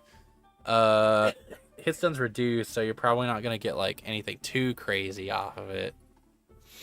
But still, air side attack hits and reduced, maintains more momentum during the attack. This is always great to see on Velma's like air side attack, because she's able to like follow you like crazy with this move, and the disjoint is just super oppressive, and it lasts a long time. Air up attack maintains more momentum. Yep. Allows for fast fall. Air down attack, more momentum. Grounder up special added a hitbox to Velma's arm while she throws the ice vial. I thought it already had that, honestly. On hit cancel window. Yep. Is she gonna have like combos off of this? That'd be interesting. Her grounded up special, like ice combos. All right. New grounded ups new grounded up special. Velma jumps and swings her arm without throwing the ice vial. Okay. That'll be a good like maneuverability option just to like get out of the way. Air ground neutral special. Ground version unchanged. No, that's for fast fall during. Yep. Okay. Now allows for fast fall during attack startup. All right. And finally, we get to Wonder Woman. Will she finally be nerfed? Is this finally the patch that considerably nerf Wonder Woman? Let's find out. Wonder Woman has always had a very easy time securing ring out, so we're looking to limit that strength to prevent her from feeling oppressive. We're changing her air side attack to feel weaker, or when she hits with the sword hilt, and we're increasing the whiff lag on her air neutral attack in exchange. Hold on. In exchange, what? You made it just sound like both of those were nerfs. Oh wait, no, I'm just reading it improperly. I'm an idiot. I've been streaming too long. I've been looking at this.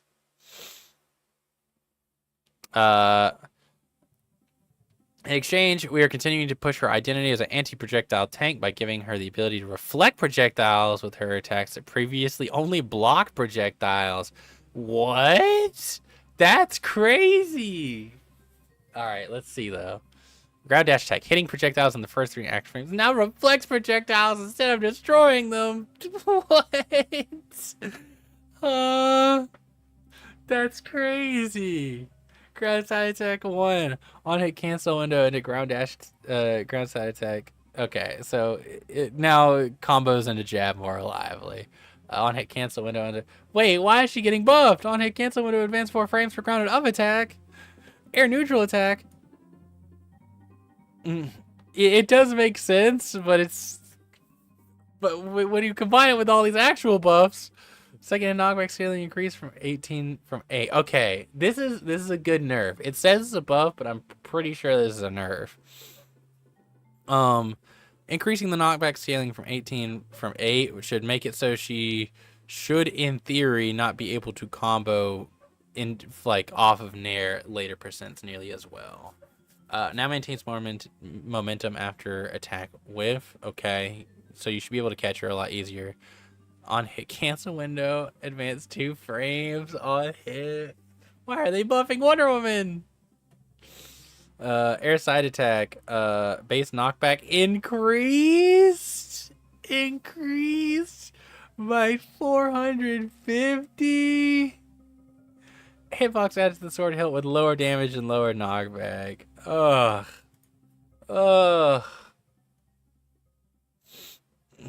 Alright, air neutral, or we already did that one.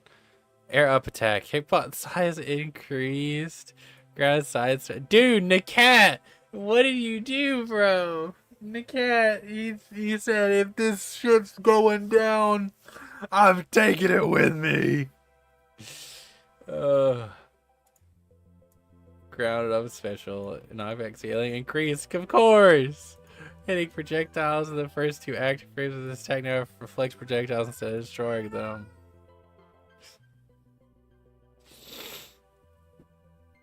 Would it really be a Multiversus patch if we didn't just buff Wonder Woman for no reason?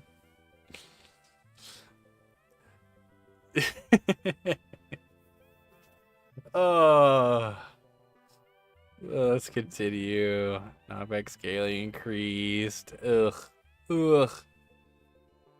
Grounded side special. Hitting projectiles in the first 50 frames now reflects them instead of destroying them. Air grounded down special. Hitbox added around Wonder Woman after she applies armor. What?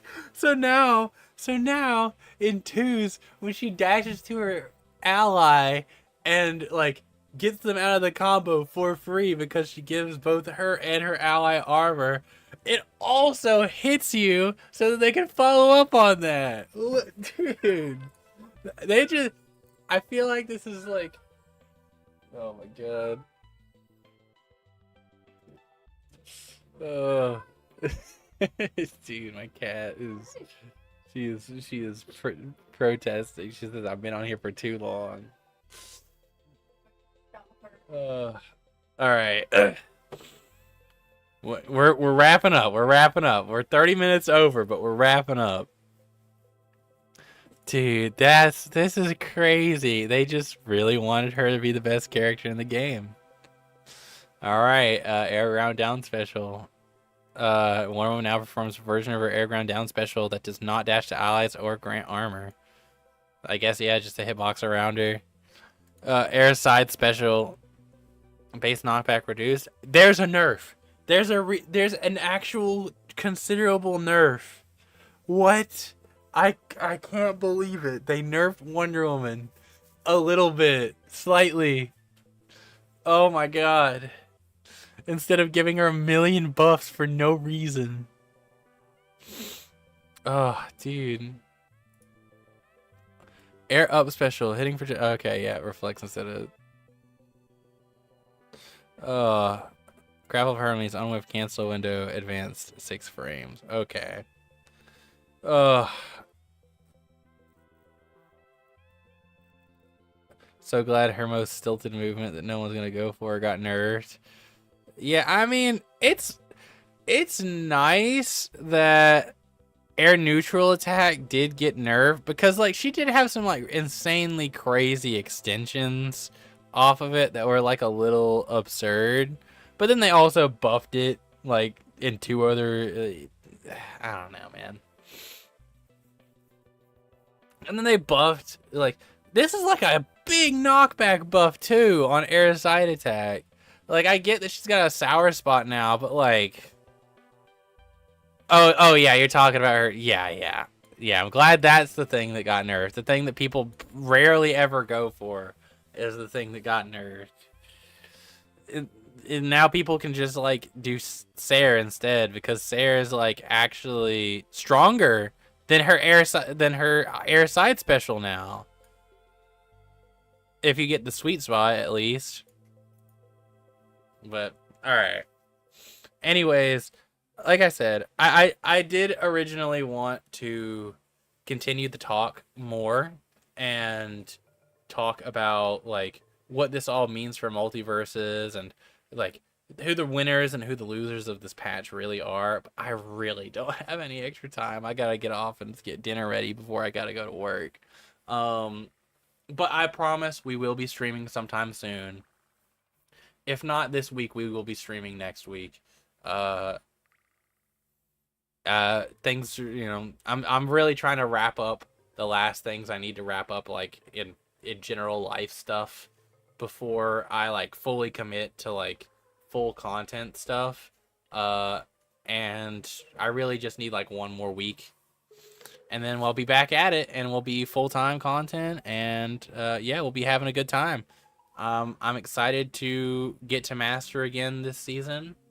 I will be very proud to be able to say I got Master rank in every season of Multiverses. Yeah, I'm glad to be back. If, like I said, if I don't stream again this week, it'll definitely be next week. Just make sure you stay tuned. I'll definitely put out an announcement on Twitter, and I'll definitely talk about it. I'll make an announcement the day before or day of in my community tab on YouTube whenever I'm going to do a stream. I know my setup's a little different. I actually did change rooms. Lighting also probably a little bit different if you guys have noticed. But anyways, I gotta head on out. Next time on stream, we'll be playing the game. We'll be talking about what this patch means for us. And I'll be taking a more in-depth look at Aquaman and Lola Bunny. Thank you everyone for showing up to the stream. I really do appreciate you guys pulling through and supporting the stream, especially in the dire news that is the Multiversus shutdown. I hope you guys will be here to celebrate the last few days or the last days of Multiversus as a whole. I'll be streaming it when I can, but at the same time, I'm also going to try to be streaming other games as well, to hopefully kind of prep for the pivot. I hope you guys will stick around for that. I got a lot of passion about fighting games in general, and I hope to share with you guys. I hope to inspire you guys to pick up a new fighting game and enjoy your just kind of enjoy yourself with the media. But yeah.